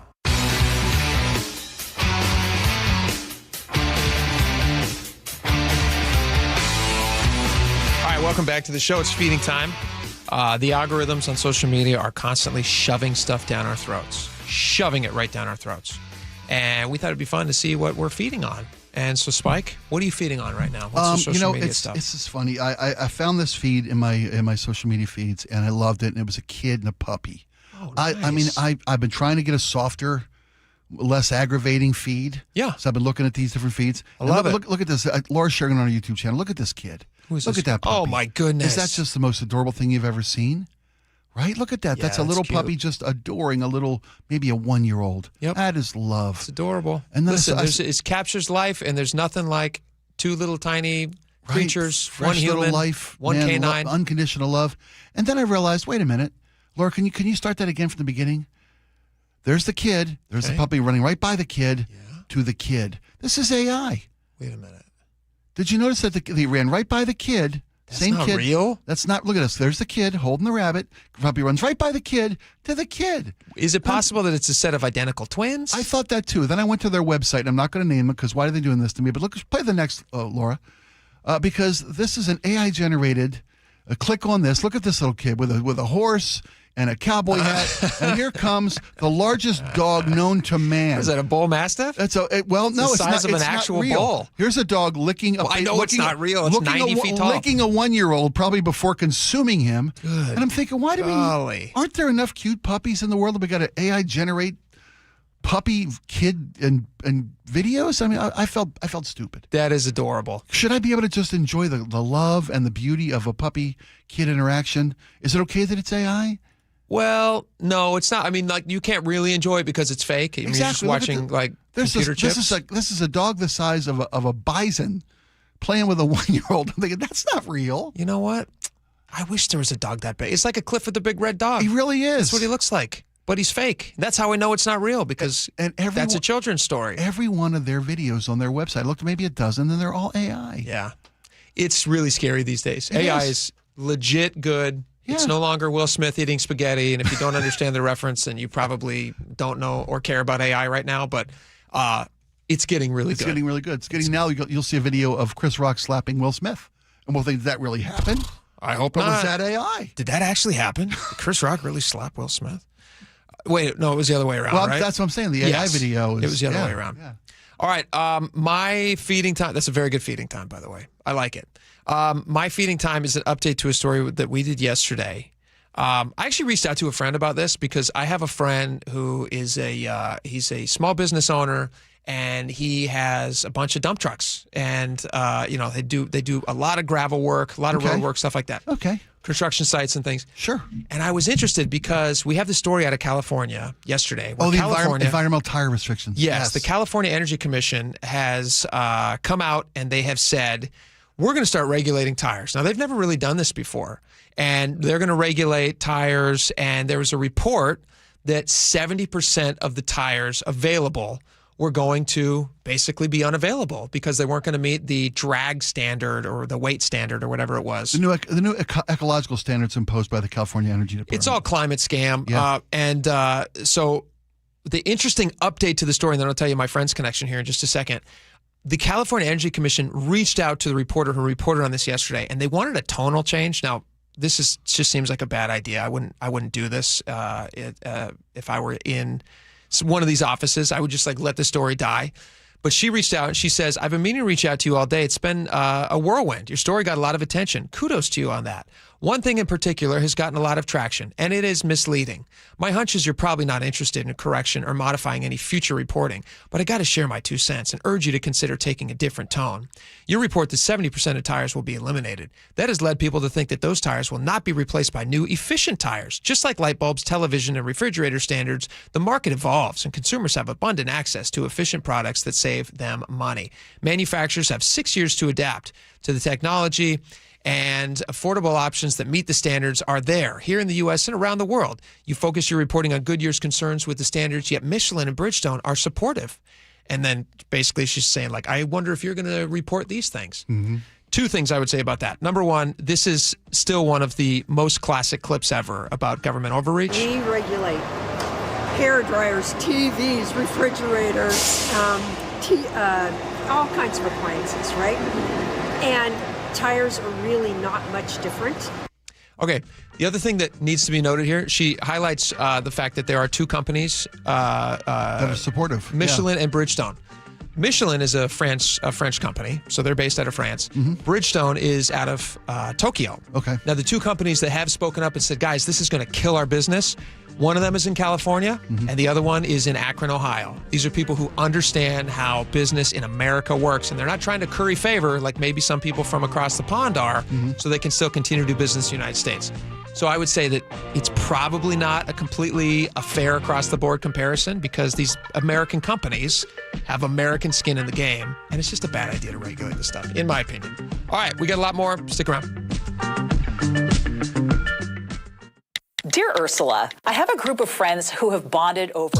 Hi, I'm Ursula Voitin from the G and Ursula Show, and I'm launching a new podcast called Ask Ursula. This is your space. Real life, real questions, whether it's about family, friendships, love, and yes, even the fun stuff like travel and finding your signature scent. Hit me up and ask your questions at mynorthwest.com/Ursula. I look forward to connecting with you. At mynorthwest.com and the G and Ursula YouTube channel. I like it hot. Beg your pardon? Can you make it hot for me, Dan? I think so. Half heated ain't hot enough. No. That's why I called you. Apollo Plumbing. Yeah, my sorry old water heater. Oh. Ain't getting me the hots anymore. You want hot water. That's what I said. That's what we do at Apollo Plumbing. And you're ready? Right now. When can you? How about today? Same day? We'll have you in hot water tonight. Clever. How about an upgrade? A tankless water heater would mean endless hot water. Now you're cooking. That's just for starters. Starters? How about we make it a worry-free water heater? Worry-free? Wrenchie's worry-free warranty. Which covers? Repairs, service, all included. And when it wears out? Apollo replaces it. No extra charge? Nothing. Nil? Nada. As an Apollo A-list member, you're covered. And payments? To fit your budget with approved credit, of course. And I'm hot again. Worry-free. That's for me. We're on our way. Thanks for making it hot. We're ApolloPlumbing.com. 1-877 Cars for Kids. KARS Cars for Kids. 1-877 Cars for Kids. Donate your car today. 1-877 Cars for Kids. KARS Cars for Kids. 1-877-CARS for kids.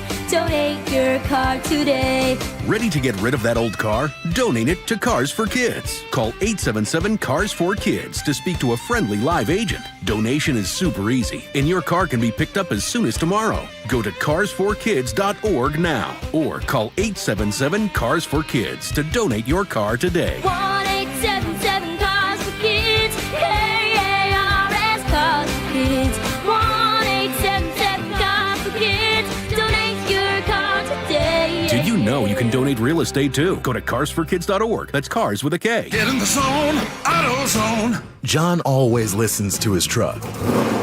So when his brakes start talking, he goes to AutoZone, where a helpful AutoZoner gets him the right parts. If John has time to put them in, he borrows a kit with Loan-A-Tool. And if he doesn't, he gets a free shop referral. No hassles, just help. Everything you need, nothing you don't. Get in the zone, AutoZone. Deposit required for Loan-A-Tool. Restrictions apply. And Doug. Limu and I created a trick to help you remember that you can customize your car insurance and save with Liberty Mutual. You see, the shirts Limu and I wear are yellow, and yellow is the color of lemons, and lemons grow on trees, and trees provide oxygen, and oxygen helps us breathe, and breathing is how you live, and you can live more life when you save money by customizing your car insurance. I agree, Limu. It's really quite simple. Only pay for what you need at libertymutual.com. Liberty, liberty, liberty, liberty. Summer's a busy time for businesses. WaFd bank accounts are designed to work with business owners like you, stay on top of every dollar, helping manage cash flow, pay vendors, and keep operations running smoothly. Get access to digital tools to simplify banking, like bill pay, signer and non-signer debit cards, and the option to upgrade your account as your business grows. Plus, our business bankers get to know you, so when you need help, we're there. WaFd Bank, built for business. Visit wafdbank.com, member FDIC. KIRO FM and HD1, Tacoma, Seattle.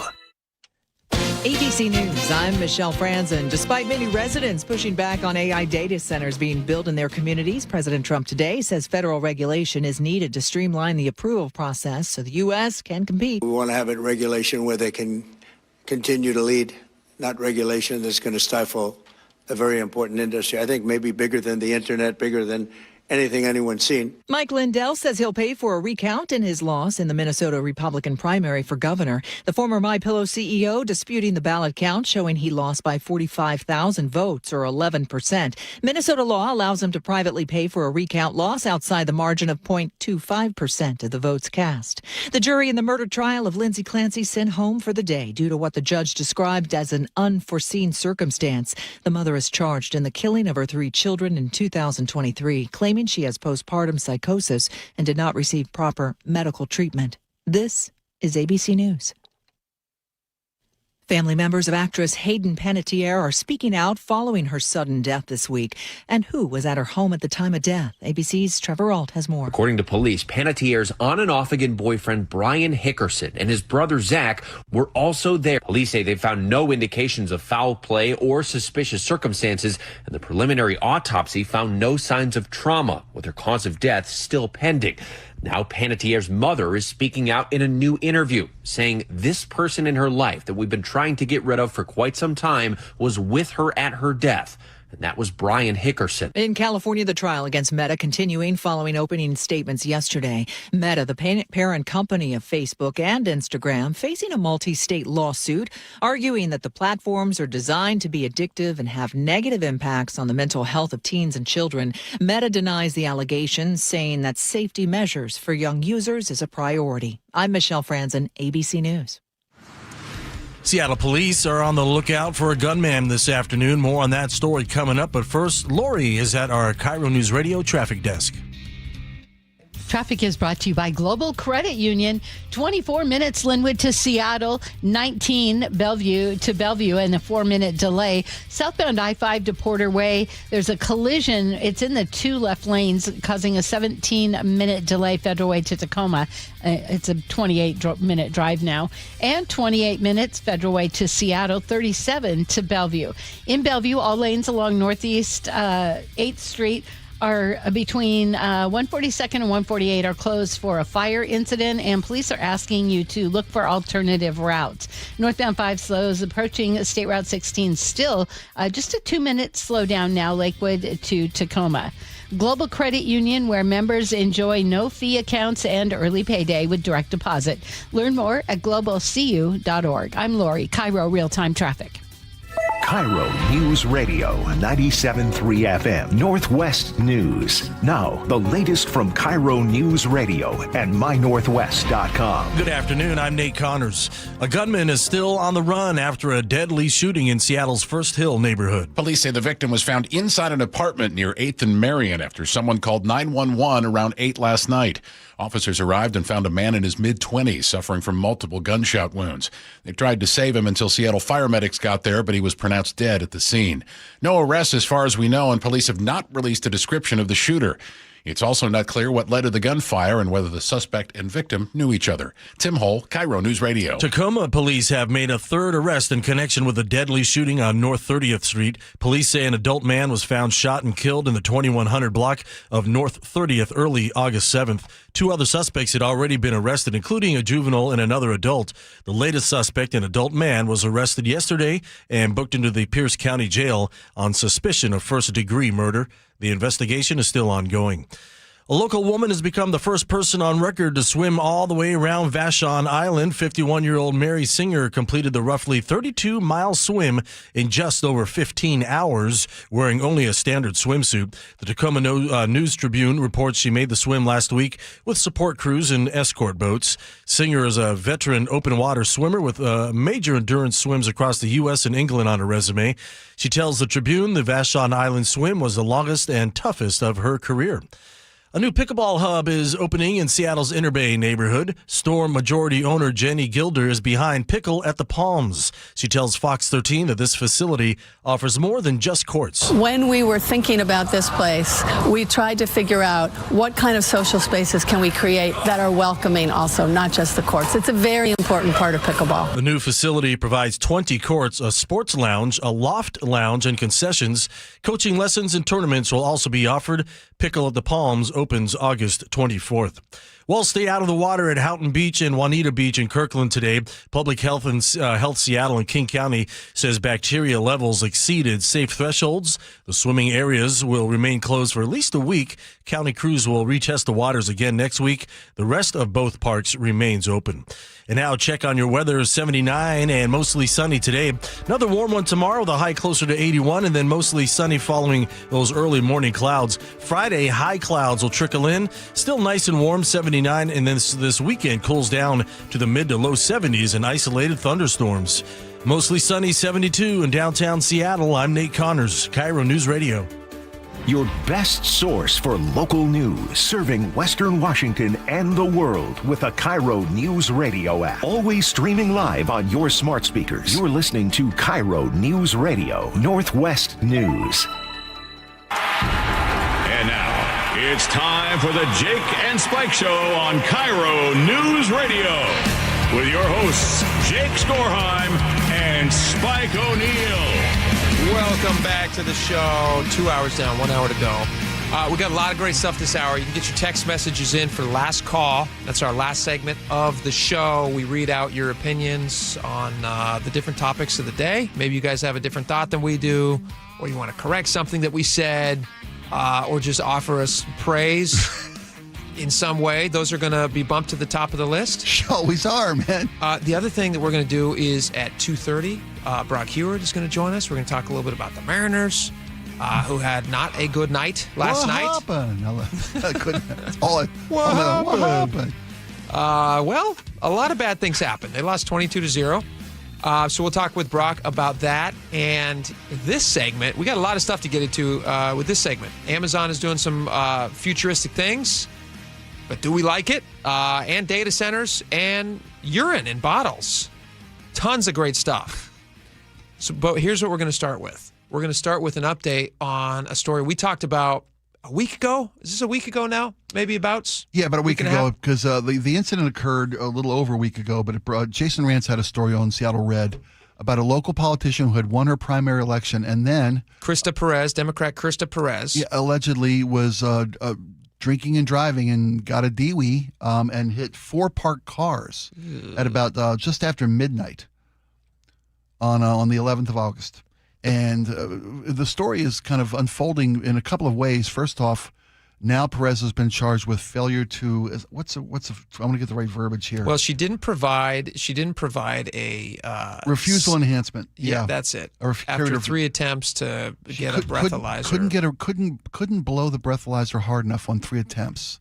Do you think to provide evidence? Do you think that's somebody attempting to game the technology? I mean, in your opinion, probably so. Those things are like if you were to go like this, designed instead of doing like a deep inhale and then an exhale, instead you go. Yeah. And like just push the air out of your cheeks. It may very well be, but that's also something now she's facing. But what the victims of the hitting, the hitting, I don't say hit and run because she didn't leave. She couldn't leave. Just about total. She was stuck there. The 4 cars that she allegedly hit that night while driving under the influence. The residents, the owners of these vehicles, are getting ghosted by the candidate, is the news story developing today. Listen to this. This is from Jason Rance has this from Seattle Red. 6 days after Democrat Krista Perez allegedly plowed her vehicle into a row of parked cars on South G Street in Tacoma, McIntyre, this is the guy who lives in the area, and he had a 1989 Chevrolet pickup that was parked on the side of the road outside of his apartment complex. McIntyre says nobody from her campaign, this is again Democrat Krista Perez, her insurer or her legal team has contacted him. He is one of at least 4 owners left holding the bill, at least for now. So you have these poor people who were just asleep in their beds, and at midnight their cars get sideswiped. It sounds like at least one will likely be totaled given the age of the vehicle and the damage to the front end of the vehicle. And you still have to figure out how to get to work every day. And if the insurance company of the Democratic candidate, what's her name again, Krista Perez, if that insurance person is not contacting you back and figuring out how to make you whole so that you can get on with your life, and if she's not contacting you back, the tough thing about this is like the DUI thing. I think we're all, so this would have been her first offense, right? Yeah. I mean, that's still up in court, so we'll figure out. And the fact that she couldn't deliver a breathalyzer, it's hard to prove that someone was drunk. Does not bode well for her, though. Yeah, but it may, from a legal perspective, it may be beneficial to her. From a public opinion perspective, I think from a political perspective. Yeah, I think you would still lose your license for a year unless she's proven that she was not driving drunk. But if that's the thing, we don't know what they're going to be able to prove. But here, this is now a political story, in my mind. Okay. Because here's a candidate for office who, may or may not have shown such poor judgment that she was driving under the influence, but then to ignore the responsibility of being accountable for an accident to people. She's compounding it by now being just like right when it was just a Dewey. There's a part of me that says, hey, you know what? There, but for the grace of God. I mean, like people make mistakes, and maybe you're at dinner and you've just had a good week because you just won your primary, and maybe you're out celebrating somewhere lovely down on the waterfront in Tacoma, and you have a drink. I don't know what the situation was. Right. You get back in your car, you think everything's hunky-dory and you're fine, and maybe you lose track of the road for just a half second because it's late.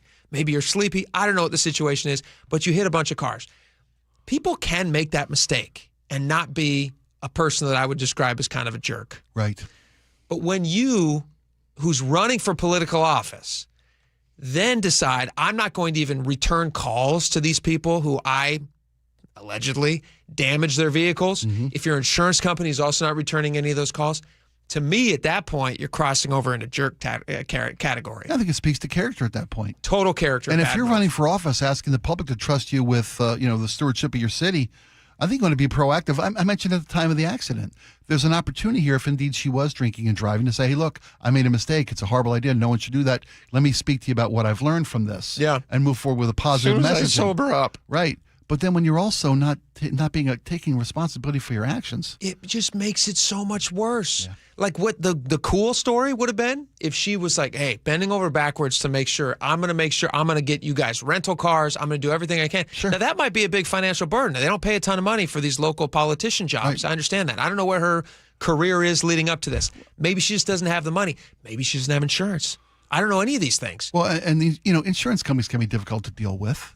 Our own Bob Stelton was in an accident, and he couldn't get the police to return his calls. Yep. For days on end, weeks, a week plus. Yeah, but she should go above and beyond. Like you said, she's got an opportunity to be accountable, to be responsible, to show that she cares about the constituency and accountability for her own actions, and she's missing the boat here. For me, any sympathy or any grace that I was giving her for being able to just make a mistake that anybody can make just completely goes out the window when I find out that she's not returning the calls of the cars that she allegedly hit. Again, I agree. And again, I think it speaks to character. Just a bad move. More so than judgment. But that's Democrat Krista Perez, and she's running in Tacoma. And if you're interested in voting for her, you can find out her website. She's running for office and from accountability.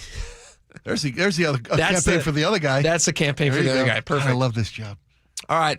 You want to talk about Amazon for a second? Sure. Amazon is expanding. I remember a couple years ago, I saw, I think it was on 60 Minutes where they first debuted this amazing technology. They're talking to Bezos. He goes, let me show you something. And he walks him into this back room, and right there in front of Bezos is this big, giant, little like 4-copter drone. You've seen like the classic drones. Yeah. And it's got a big Amazon yellow box attached to the bottom of it. And the guy's like, what's this? And he goes, this is our new Amazon drones, and we're going to be delivering in the next few years. We're going to do everything we deliver. So much what we deliver, is going to be on these drones. And we're not going to have cars on the road. We're just going to be zooming by in the air. Solution to so many problems. And now they're expanding. So they've been doing pilot programs. They currently operate in Arizona, Florida, Kansas, Louisiana, Michigan, Nebraska, and Texas. But they are now going to be expanding to 500 cities by the end of this year. So this is like full on big time now. And what they're able to do this, the reason they're able to do this is most of the products that Amazon delivers are less than 5 pounds. 60% of the products that Amazon delivers is like a shampoo, a paper towel. Trust me, I know. Yeah. They're in front of my house all day long. But imagine a phone charger cord for my kid who goes through them like crazy amounts of them. Have you had a drone deliver anything yet that you know of? I don't think we have. My doorbell. I have a doorbell cam. Oh, you know then. I see every guy that walks up to my porch. Yeah. Every lady that walks up to my porch. Amazon subcontractors and Amazon trucks alike. Sure. Nothing has just dropped into view yet, which I think is going to be the case, right? Well, yeah, it would hover and drop it. How close do they get? Do they get close and drop it? Are they going to be able to get it on my porch with a drone and drop it? I'm sure. I worry. Yeah. Wouldn't that be interesting, though, if it's success? I mean, they obviously are having great success because they're expanding to 500 cities. You know what I'm most worried about with Amazon drone delivery? Just the sound of drones flying all the time? Not even close. Piracy. I'm a BB gun away from having anything I want that's being carried by a drone. Oh, I see what you're saying. Right? Just pegging them out of the air? Yeah. That's a tough shot, actually. I don't think I could hit that. A drone? Yeah, you might be flying by? You might be right. It's my first thought, though. I mean, you remember when they had the machines rolling down the sidewalks, the robotic deliveries? Yeah. That they tried for Absolutely. a while? And people would steal the entire robot. They'd pick this thing up off the street, put it in the back of the pickup truck, and next thing you know, everything's gone. As if those are not being tracked. Like, what kind of a dumb, idiot, moron criminal? Again, maybe he was a graduate of Penn State. Again, never underestimate the stupidity of the criminal mind. That's wild. Well, the drones are coming. And then we talk about air safety at that point because, if they're going to expand drone delivery in 500 cities. Yeah, they're just going to be buzzing around all the time. You think there's a lot of Amazon drivers on the road now, and that's great. Less drivers on the road, that's cool. I get that. If drones can help with that. And I'm sure there'll be heavily regulated avionics safety requirements for drones to be zip-zapping all over the place. Obviously, accidents are still going to happen because that's what accidents are. They don't make haven't seen my package. Oh, there it is, burning in a heap.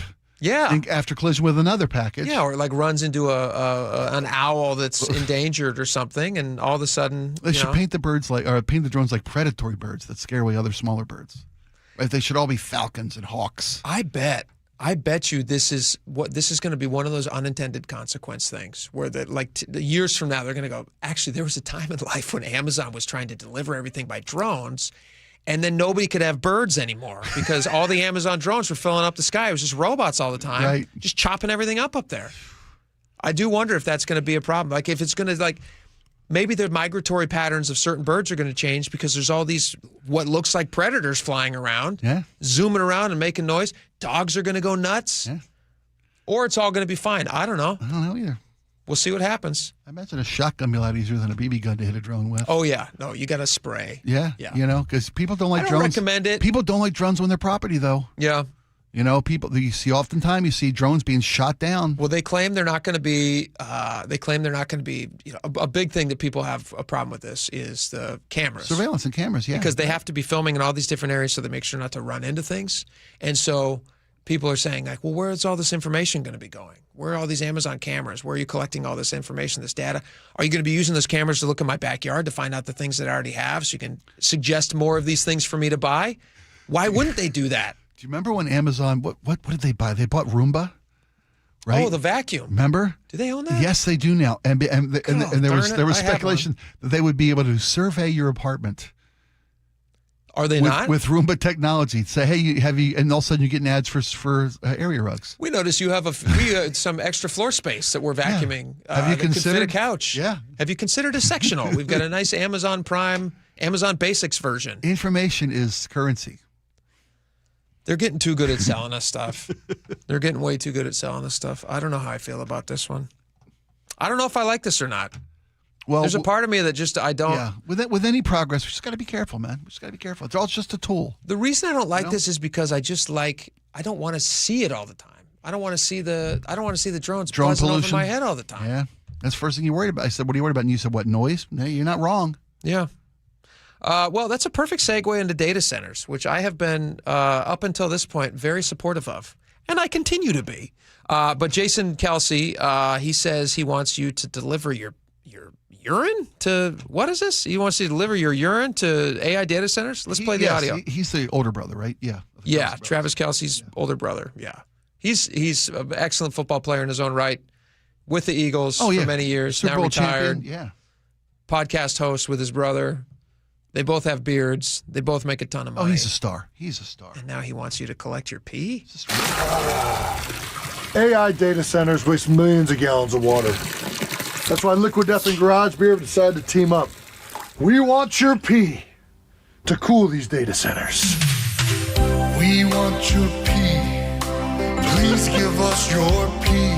Can we sing this? I don't even know if I'm allowed to. Can we I think sing this? We got a nod from management. Pee on computers together. Cause we need lots of pee. Endless gallons of pee.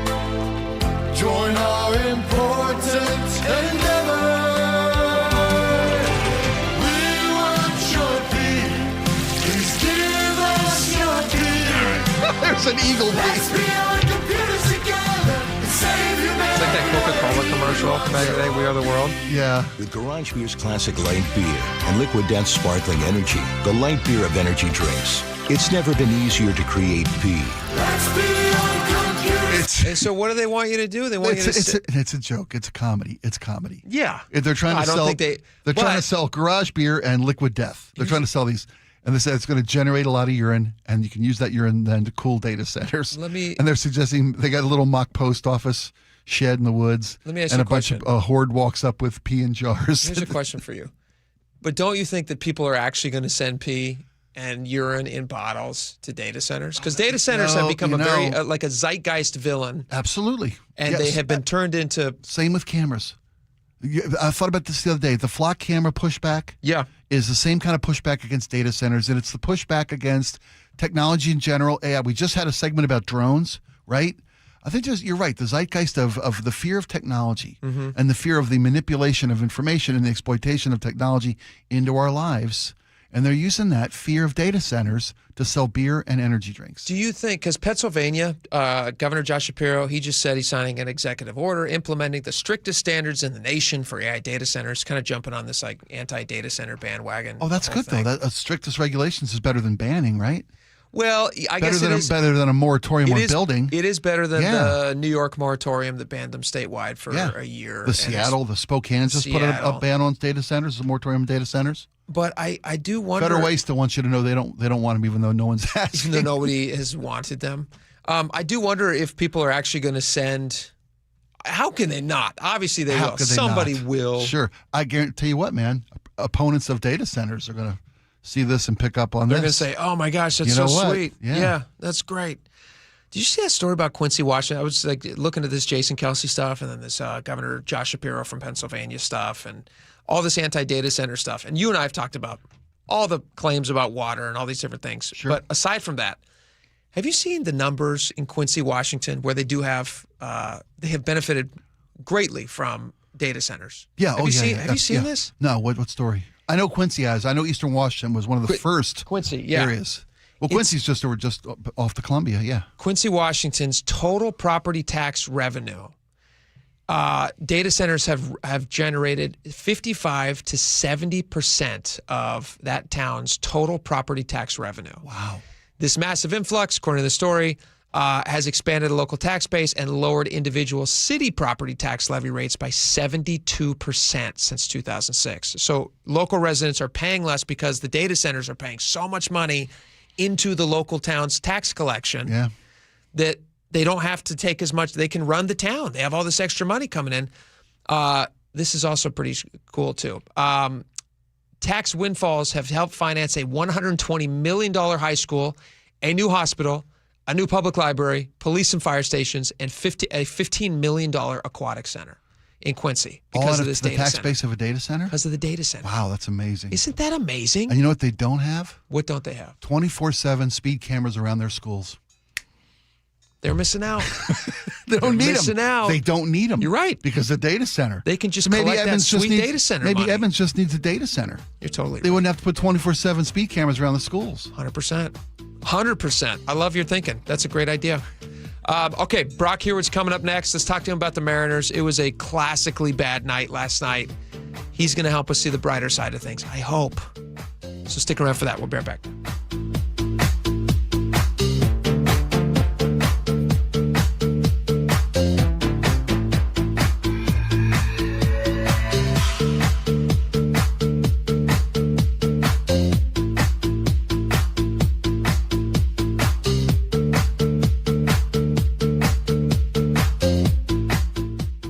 This hour is brought to you by Davis Law Group. Choke Points with Chris Sullivan. With Choke Points, we try to answer listeners' questions. It can be as simple as a neighborhood stop sign, or it can be as big as the budget for transportation. I don't care. I'll find the answer for you. It's really easy to get a hold of me at mynorthwest.com. We have a direct link there that gets right to me. You can also do it in the app. You can hit me up on the text line. Choke Points, presented by Carter Subaru. Tuesdays and Thursdays on KIRO News Radio 97.3 FM. Summer is for going big. Julio! Dead center field, solo home run, 4-0 Mariners. Summer is for showing out. Crawford, out of the glove, Emerson to first. What a play! Summer is for Mariners baseball. Cal Raleigh with an RBI double. The big dumper comes through in the clutch. Where else do you get 9 innings of eye-popping swings and snags? Plus fireworks that make your feet dance and your jaw drop. Oh yeah, and the guys have a dance of their own. A wind dance. Party time at T-Mobile Park in the sunshine. Mariners baseball. Tridents up. The action continues at T-Mobile Park all summer long. Don't miss out on 2 great matchups later this month. Julio and the Mariners are squaring off in back-to-back interleague series against the Chicago Cubs, August 21st to 23rd, and the Philadelphia Phillies, August 24th to 26th. Get your tickets at mariners.com. This is Justin Shirley, CEO of State Roofing and Exteriors. Our summertime savings event means 0 down, 0 payments, and 0 interest for up to 24 months, backed by our unbeatable warranties. Call 866-ROOF-ROOF or visit stateroofing.com today. This is for all you guys on Viagra. ED pills are no longer needed. The brutal side effects like 4-hour headaches, blurred vision, and that flush feeling can all be put behind you with our treatment. Here at West Coast Men's Health, we have a better approach to ED. Acoustic wave therapy creates blood flow circulation by safely removing the plaque in your arteries and restoring function naturally. Guys, let me be clear. Pills will never fix your problem. Our equipment is the latest technology, and our medical staff is the best in the industry. So give West Coast Men's Health a call today. Speak with our clinic manager. Ask him any question you like, how it works, the science behind it, and even the cost. If you suffer from ED or Peyronie's disease, give West Coast Men's Health a call today. In addition to treating ED and Peyronie's disease, we now offer testosterone replacement therapy. With clinics in Redmond and Tacoma, call 206-519-6541. 206-519-6541. Online at westcoastmenshealth.com. Pump up the volume. Business moves fast. Orders roll in, deadlines close in. When you ship with USPS Ground Advantage, you can keep up with confidence. Every package stays in our secure network from dock to door. And with nationwide reach, dependable tracking, and upfront affordable pricing, you get built-in peace of mind. You run the business. We run the routes. Visit USPS.com/Ground Advantage to learn more. And Doug. Hot dog! Get your hot dog! Customize and save with Liberty Mutual. Hey, what are you doing? I like your method. Direct, to the point. A little loud, but... Listen, people don't buy car insurance the same way they do hot dogs. Not yet, but both are customizable. Popcorn! Get your popcorn! Hey, this is a hot dog area. And customize and save area. Get a quote at libertymutual.com or with your local agent. Liberty, liberty, liberty, liberty. If you've been told feeling tired, irritable, foggy, or just off is a normal part of getting older, it doesn't have to be. Hey, it's Manda Factor. Dr. Lucy Hostetter is a board-certified physician at Juvacor Health and Wellness Center who specializes in hormone therapy for men and women. We only use bioidentical hormones because these are the exact same molecule as what your body naturally makes, and they are very safe in you, versus a synthetic hormone, which can come with side effects. She wants you to know it's not just about feeling better, it's about being healthier. Hormone therapy is protective against heart disease, 50% decrease in heart disease, 35% decrease in dementia, 40 to 50% decrease in osteoporosis, decrease in colon cancer and diabetes. Treatment is safe, tailored to you, and Dr. Hostetter takes it step by step. Start with a phone call to Juvacor Health and Wellness Center in Tacoma or Seattle Regenerative Medicine Center in Bellevue, or go to juvacorhealth.com and feel like yourself again. You've worked hard, saved diligently, and now retirement is on the horizon. But will your nest egg go the distance? With rising cost and uncertain markets, there's no time for oversimplified plans. Hi, Jeff here with Madrona Financial and CPAs. Don't settle for a partial plan. Get the real deal by requesting your no-cost Madrona analysis today and discover what you may be missing. Call 833-673-7373 right now to request your analysis. That's 833-673-7373. It's the little things at Subaru of Puyallup, a team that listens, straightforward pricing. Through August 31st, incredible financing on select models during the Subaru A Lot to Love event. Subaru of Puyallup, your stress-free dealership. KIRO News Radio 97.3 FM Northwest News. Now, the latest from KIRO News Radio and mynorthwest.com. Good afternoon. I'm Nate Connors. A hearing is now set later this month in the effort to recall Seattle Mayor Katie Wilson. The petition was filed last week by Melinda Jacobson and her husband. Jacobson says she believes plenty of other Seattle residents share their concerns. And talking to other like-minded people, I decided, if somebody doesn't do this, I have to do it. And I found out that nobody had started doing it, so I stepped up to the plate. A King County judge will hear the case on Monday, August 31st, and decide whether the recall can move forward. If it does, supporters would need roughly 70,000 valid signatures to get a recall election on the ballot. Wilson's office says the effort does not appear to have merit. The Tacoma Police Department is launching an 18-month pilot program aimed at strengthening relationships between police and the community. The Tacoma Public Safety Partnership will bring community members together with police leadership for monthly meetings, including case studies, presentations, and open discussions. Police Chief Patty Jackson says the goal is to create greater transparency and understanding. More than 14,000 Uber Eats workers are set to receive a share of nearly $4.4 million under a settlement with Seattle's Office of Labor Standards. The city says Uber Eats failed to consistently provide required minimum payments, including for certain canceled orders. The settlement includes back pay, interest, damages, and penalties. It follows a separate $1.4 million settlement with Uber Eats last year. Washington's unemployment rate dipped slightly to 5% in July. The state added an estimated 21,000 jobs, marking the third straight month of job growth. The biggest gains came in education and health services, leisure and hospitality, and professional and business services. The Seattle Bellevue Everett area also saw fewer unemployed people last month. Help for Spokane fire victims is on the road from Pierce County today. Here's KIRO News Radio's Tim Holt. The truckload of supplies is going to hundreds of Spokane area kids who lost homes or belongings in the fires. We have approximately 400 backpacks filled with school supplies and probably about 125 winter coats. Former Pierce County Sheriff Ed Troyer, who also runs Charlie's Dinosaur, a charity that provides school supplies to kids, says the response to this week's donation drive was tremendous. A lot of people that came and dropped stuff off and donated money and went shopping. Their motivation really came from wanting to do something, just not knowing what to do. Troyer says they'll hand everything off to local firefighters and schools as a little help from the west side to the east side. Tim Hole, KIRO News Radio. At 2:32, let's check out your KIRO News Radio traffic with Lori. Traffic is brought to you by Harborstone Credit Union. Southbound 5 at the Convention Center. Look out for a stall. It's right in the center lane. 24 minutes Linwood to Seattle, 19 minutes to Bellevue. Southbound I-5 near 54th. Now we're hearing about a collision in the HOV lane. An 8-minute delay, Federal Way to Tacoma. 28 minutes, Federal Way to Seattle, and 37 if you're going from Federal Way to Bellevue. And we still have this fire in Bellevue. It's Northeast 8th Street between 142nd and 148th. Now, the eastbound lanes have reopened, but westbound are still blocked. Northbound I-5 approaching State Route 16, causing about a 2-minute slowdown. You've got just a backup there, but no collision. Earn up to $30 a month just for using your Harborstone PNW Cashback debit card. Open your free checking account online today at harborstone.com/cash.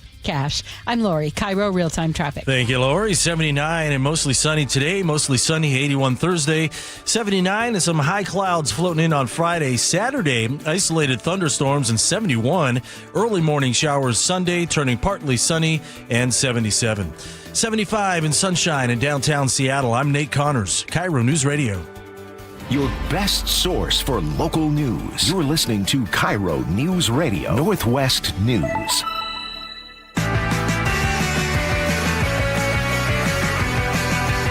Welcome back to the show. We're very excited to have this next guest on, although the topic we're discussing we're not so excited about. It's kind of the opposite. But let's welcome Brock Heward right now from the Brock and Salk Show on our sister station, 710 Seattle Sports. Brock, welcome to the show, man. How you boys doing? We doing better on our baseball team? Yes. These things are going hand in hand, though, over a cliff. I saw a post you did. I don't know if it was on X or where it was, but you were posting about what happened last night with the Mariners and specifically with Julio's throw into the stands. Yeah. What the heck is happening? Yeah, that's pretty bad. Let's see what I tweeted last night. I forget, between that and the fun of Hard Knocks, I said, beyond embarrassing. Again, on the same night that Hard Knocks is front and center, the Mariners and Julio do this. How you handle the little things is how you handle everything. And that's just infuriating.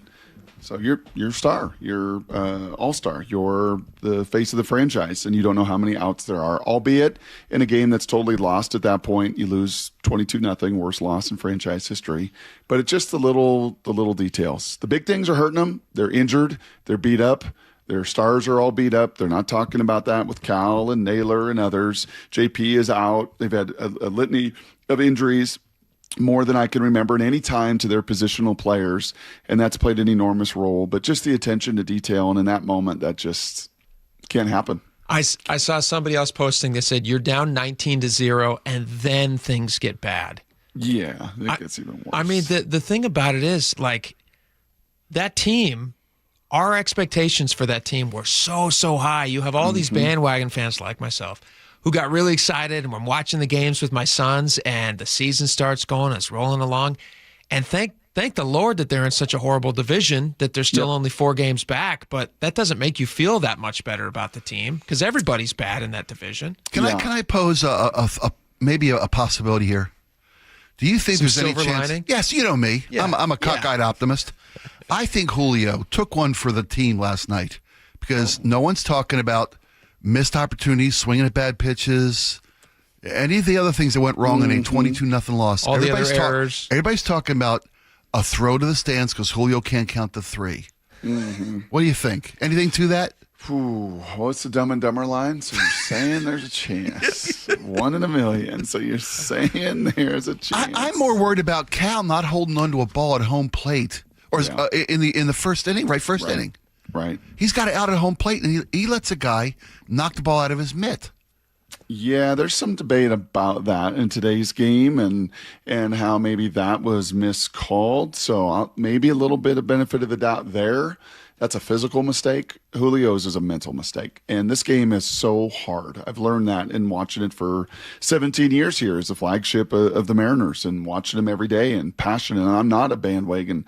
It is our livelihoods, right? Especially during baseball season. We talk about it every day.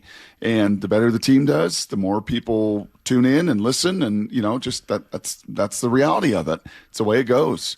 And you're right, Jake. They cast a bigger net than maybe they ever have with World Series expectations. Getting that close last year, further up the mountain than they've ever gotten in a season. 7 outs away from their first World Series appearance. But it has been not just the physical calamities and the injuries. It's been some of these nights with mental mistakes that you just can't have with the expectations as high as they were this year. The tough part that you highlighted in that post you put out there is you do have this other team in Seattle that, last year was a magical year in Seattle sports. And for anybody who is not anybody who's just a casual sports observer who thinks that that's just the way it is.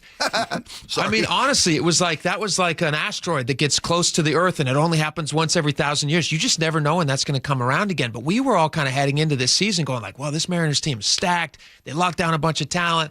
Cal's hitting out of his mind. This is going to be a great season.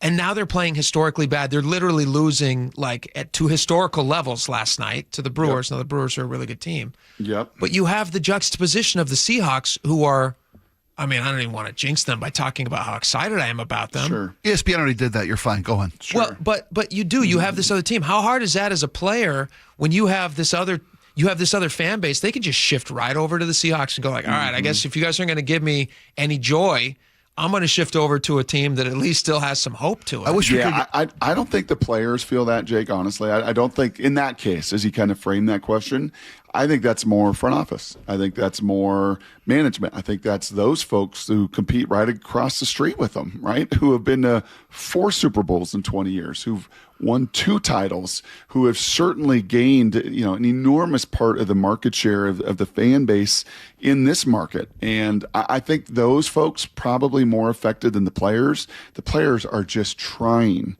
to dig themselves out. They're the ones that are wearing this. They're the ones that are struggling. They're the ones who are failing. They're the ones whose girlfriends and moms and wives and family are having to endure all of it right alongside with them in an incredibly challenging, the most challenging season many of them have ever had in their lives. So I think the players have that more of a hyper focus, but there's no question. The coaches, the management, the front office, the team in large, I think they feel the weight of their neighbor across the street. You ever have a sibling that could just do no wrong? Because we all know how that feels, right? No matter what we do, our brother just we should call Damon up and see how that feels. You're talking to Heward here. All the Hewards crush it. We should get Damon on and see what it feels like to have your brother just go so much further. Right, sure. Well, he played 12 years and got 2 Super Bowls. I played 6 and got 0. So you got a job at Seattle Sports. I know he owns a winery. I know. Side note: is Damon available if we wanted to get him on the show? Why are we talking to Brock? Well, and Damon's very passionate last night. In fact, he shot me a text last night this is not giving me good vibes. When you get blown out like this in pro sports, and the last time we saw it in this vein was probably the 2009 Seahawks, the one and done year for Jim Mora, is those guys in that locker room at the end of the year, they were just done. I'm just done. They were, I don't know what they ended up, I think going 3-7, and they move on, and Pete Carroll comes in, and the rest is history, as I referenced with all those Super Bowl appearances. So this is hard to watch. You can't, if you're Dan Wilson and you're that coaching staff, these 8-0s, these 9-0s, these 22-0s, these uncompetitive games, you can't have many more of these. You can't afford it with where you are in the season, and you can't afford what that says, I think, to the fans and to the market getting blown out in that magnitude. We've been saying for weeks now, what's it going to take to wake this team up and play to the capabilities that they've clearly shown? Is last night maybe what it takes kind of a moment? Well, we've had, let's see, Spike on my notes here. Let's see, 1, 2, 3, 4, 5, 6, 7, 8, 9, 10. I don't know. It feels like we've had like 17. Yeah, when you have to take off your shoes to count how many, what's it going to take moments? Yes. You're right. Yeah. I'm just trying to find optimism here, man. I know. You are the, what do you call yourself? The Cockeyed optimist, buddy. Cockeyed optimist. You and the Graz, Father. The Graz out there still tweeting away that dream to believe. And that is the reality of baseball, guys. Like the Boston Red Sox were terrible. They were done. They were awful. They fired their manager, can't play, and then they go on with largely the same players, like the most historic run in their franchise history. The Padres at the All-Star break were awful. Former Mariner and Woodville native Mr. Souza is their hitting coach. Got to fire him. They're terrible. First-year manager. He's done. Run him out of town. In the second half, since the All-Star break, all their stars, Machado and Tatis and all the rest of them are hitting. Like, what happened? How did that switch get flipped? When can that happen? How you've seen 2 of the 30 teams in baseball do that just this season. And your month of September, on paper, your month of September is the most favorable schedule you could ever write. It's the A's, it's the Angels, it's the Rockies, it's the Angels, it's the A's, it's the Astros at home for a couple. Like it's all there. But you've got to, what I call, crawl through the Andy Dufresne poop pipe for the next month, for the next 2.5 weeks. You got to crawl through it. You got to crawl through it. And you're going to wear some of it, and it's going to be horribly ugly. But just as he ripped off those poop clothes and threw them in the river. Looking up at the sky, man. Yes. That is what. You've given me hope. There you go. Well, that's what at 59 and 67, that's what you've been crawling through here. And, again, not to make excuses, but a bunch of guys are really beat up. They're really injured. Cal's not right. Naylor's not right. JP's out. Like, these guys are wearing it. They're weathering it. But hopefully they can crawl through it and somehow find some health and some hope and some freedom in the month of September. Say Watanejo, buddy. Say Watanejo. Brock, we got 30 seconds left, and thank you so much for your time. But 30 seconds left. Dan Wilson, does he survive this season? It depends how these next 36 go. I think you've seen enough kind of noise and reports, and you know baseball, and you know that the nature of that position. The Padres have gone through 7 managers here with their general manager, so that is a position that can change. They can make change. They've done it in the past. So I'm rooting for Dan big time, but the next 36 games will dictate that decision. There you go, Brock Heward from the Brock and Salk Show. Thanks for making the time, man. We appreciate it. You got it, boys. All right. Go Mariners. We'll say it. We got a lot more coming up. Stick around. Thinking about a new roof or exterior upgrade, but worried about the cost? This is Justin Shirley, CEO of State Roofing and Exteriors. We've created our summertime savings event to make it simple and affordable. Save up to $3,000 off your exterior project or get 0 down, 0 payments, and 0 interest up to 24 months. And every qualifying GAF roof is backed by our lifetime Golden Pledge warranty. One call gets you started. Call 866-ROOF-ROOF or visit stateroofing.com today. Held to a higher standard since 1968. Hey, Spike O'Neill here for Aegis Living. I've been telling you for a long time now about my family's experiences with Aegis Living, and I couldn't speak more highly of this organization. If you're at the point of your life where you may need some assisted living help or some questions answered, maybe some memory care, do yourself a favor and stop by an Aegis Living facility near you. Voted best of Western Washington, but more so, from Seniorly Magazine, the industry leader, they analyzed over 60,000 communities nationwide, 500,000 reviews, and they deemed Aegis Living the #1 senior living community in all of America for 2025. Go to agesliving.com/spike and schedule a visit today. You'll be glad you did. Are you looking to buy a house, but like everyone, you're priced out of the Bellevue, Kirkland, and Seattle market? Many buyers have the income, the credit, and the desire to own, but simply don't have the down payment, often at least $75,000 just for a starter home. Hi, I'm Scott Rirucka, CEO of Legacy Group Capital in Bellevue with a great opportunity for home buyers. Introducing our Legacy Opportunity Loan. Legacy Group Capital has a select group of 100 new construction, single-family, and townhomes in the top Western Washington locations. Acquire a new construction home with no down payment, allowable closing costs paid, and a competitive rate. Yes, that's no down payment and some closing costs paid by Legacy. A wise man once said, the hardest part of winning in real estate is just getting in. And now you can with our Legacy Opportunity Loan. So get in the game. Limited properties available to qualified Washington borrowers. Learn more about this limited opportunity at LegacyG.com. Legacy Group Capital, LLC, and MLS ID 99045. Visit LegacyG.com for additional program details. Hey, I know something you probably haven't done in a while. Climb into your crawl space or your attic. Yeah, me neither. Mike Salk here. And most homeowners avoid those areas for good reason. But it's important to check on them regularly, especially here in the Northwest, where groundwater can wreak havoc and many homes lack the proper insulation in these spaces. So when it's hot in the summer, your house gets even hotter. And guess what? When it's cold in the winter, your house gets even colder because you don't have enough insulation. The good news, you don't have to crawl into those dingy areas because Crawl Pros will do it. They go where you don't want to. That's what they did at my house. They found a little rodent intrusion and they found the insulation problem. So yeah, they can help you get it all fixed just like they did with me. And if you need any work done, local utility companies offer rebates that could save you thousands on your project. Don't just assume that your crawl space and attic are in great condition. Do what I did. Call Crawl Pros today. Schedule a free corner-to-corner inspection at crawlpros.com. It's Jonathan here from DUI Heroes, and I'm here today with a teenager who's just about to get her driver's license, and she's got some questions for me about driving, alcohol, and how to not end up in my office. If I get pulled over and I have been drinking, can I ask for a parent to come and help me? Unfortunately, no. What you can do is ask to speak with an attorney. And you know what? I'm a parent, which means if you call my office, you're going to get me or one of my other associates. And most of us are parents. Most of us know exactly what to do and exactly what to say to make sure that you're protected and we can get you home safe as quickly as possible.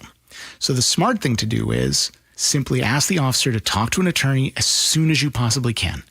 You're already in the situation. Give us a call and let's try not to make it worse. That was a great question. And if you or any of your friends find yourselves this summer in contact with law enforcement, please give us a call at 1-800-DUI-HERO or online at DUIHeroes.com. This is it. These are the nights. The ones where you laugh until you can't anymore. And smile until your head hits the pillow.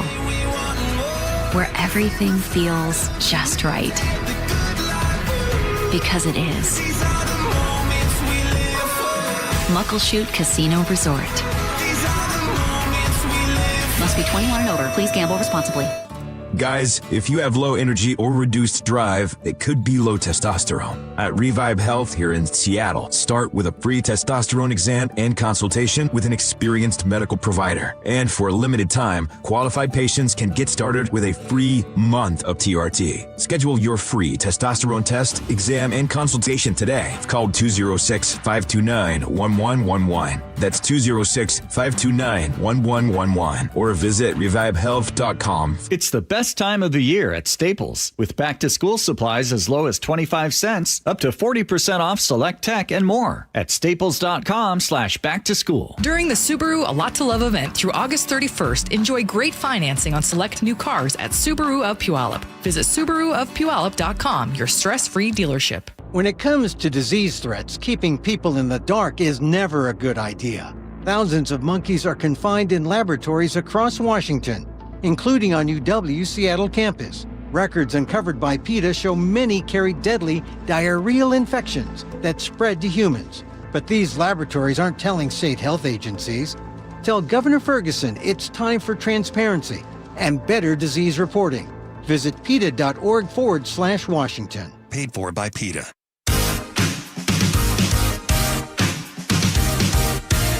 All right, welcome back to the show. It is Last Call. There you go. Let's go. Text messages, everything we got from the day. You guys have a lot of opinions. Let's dive right into it. Laura, go for it. Yeah, on the show's live stream, in case you didn't know, you can watch us on YouTube. You can watch us on mynorthwest.com. You can see Jake and Spike in the studio. Adam in Bonnie Lake says, hey guys, been listening to you for a long time and never had an opportunity to check out the live feed. I gotta say, Jake looks just like he sounds, but I was way off for what Spike looks like. What? Funny how our brains make an image to a voice you've never seen. Anyway, keep up the awesome work, lads. Am I wrong in wondering what he thought you looked like? I'd ask Adam to text in tomorrow, Adam, maybe. Text us in tomorrow. Maybe let's get a police sketch artist in here and tell him. Actually, Adam, use AI to draw what you assume Spike looked like. Oh, that's we will fantastic. play it on the show tomorrow. Oh, the Mariners 22-0 loss to the Brewers. Thanks again to Brock for joining us. 253 Conspiracy Theory. J-Rod had a Kalshi bet on setting a record loss. Ooh.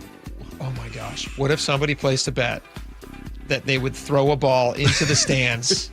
No, I don't think he would do that. That's why those things are so dangerous, because people have direct input into these things people are betting on.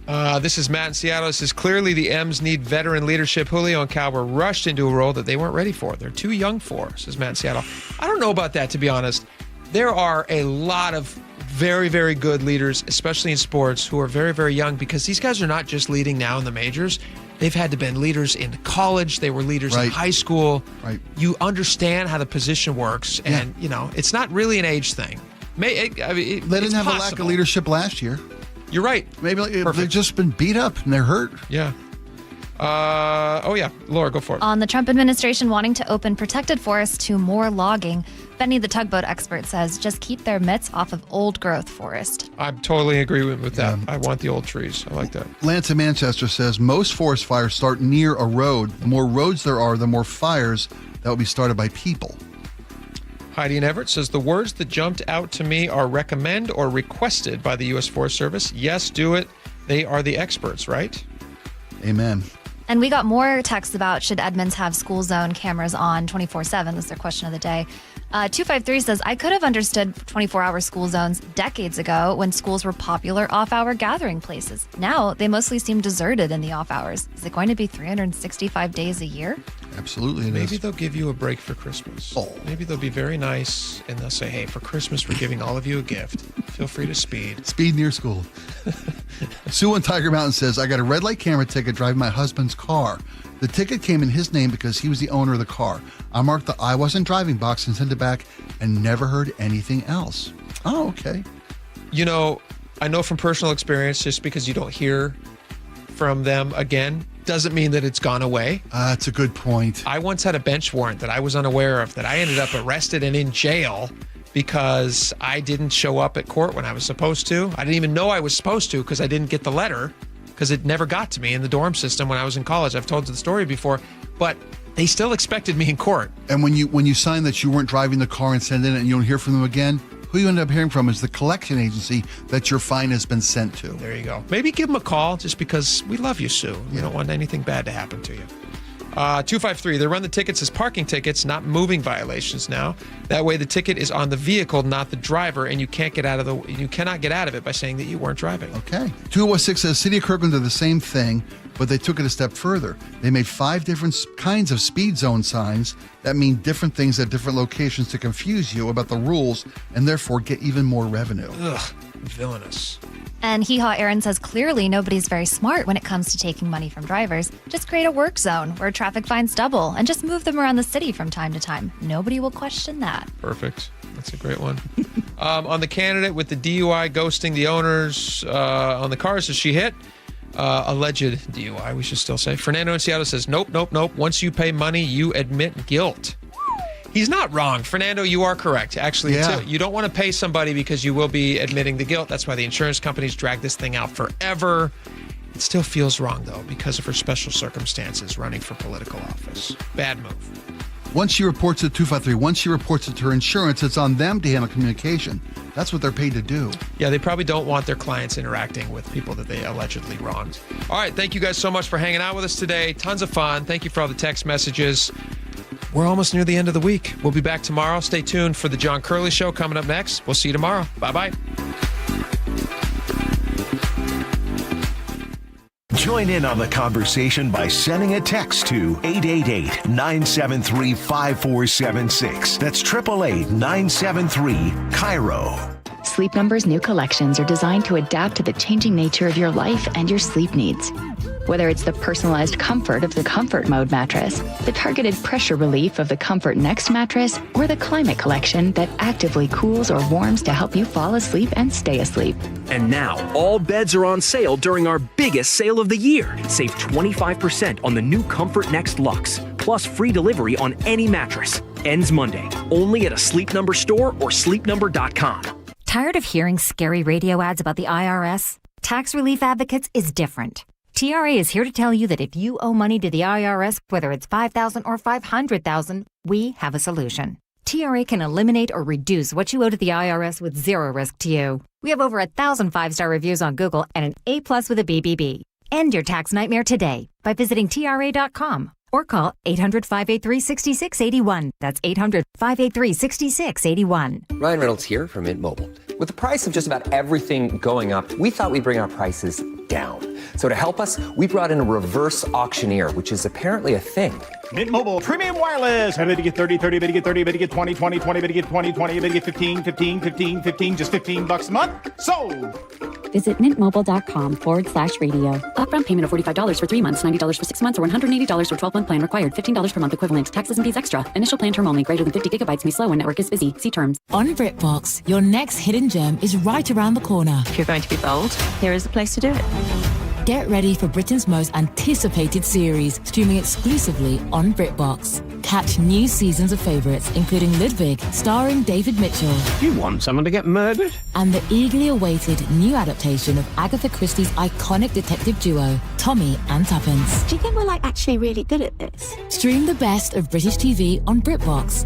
Watch with a free trial. Get any size high-efficiency AC for just $179.99 a month with zero upfront cost. CM Heating's Comfort as a Service includes lifetime repairs and annual maintenance at no extra charge. Book your free estimate at cmheating.com today. License number CMHEAHL 751LW. Hey, it's Jason Rantz here again with Greg Nunn from Nunn Better Tax Resolution. Greg, there are some folks getting CP 504 notices. This is not something that should be ignored. You need a professional. When you receive a CP 504 notice, alarm bells need to go off. And as much as you just want to push that envelope aside, because they know it's not going to be good. And it's not a very good notice to get because it means the IRS is really coming down on you hard.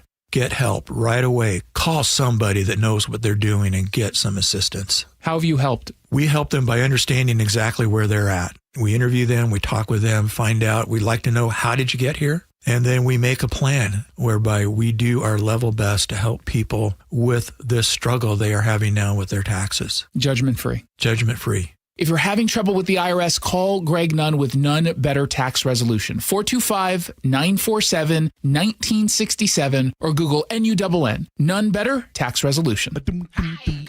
Jazz Alley invites you to experience the legendary Take 6, the most awarded a cappella group in history, with 10 Grammys. Shows run August 20th through the 23rd. Tickets at jazzalley.com. At Guardian Roofing, Gutters, and Insulation, we know the key to a long-lasting roof is yearly maintenance. Need an inspection, repair, restoration, moss removal, or just a cleanup? You can trust Guardian's licensed, insured, and expertly trained team. We offer free estimates, second opinions, and financing, giving you the peace of mind your home deserves. Call today. Our first-time customers can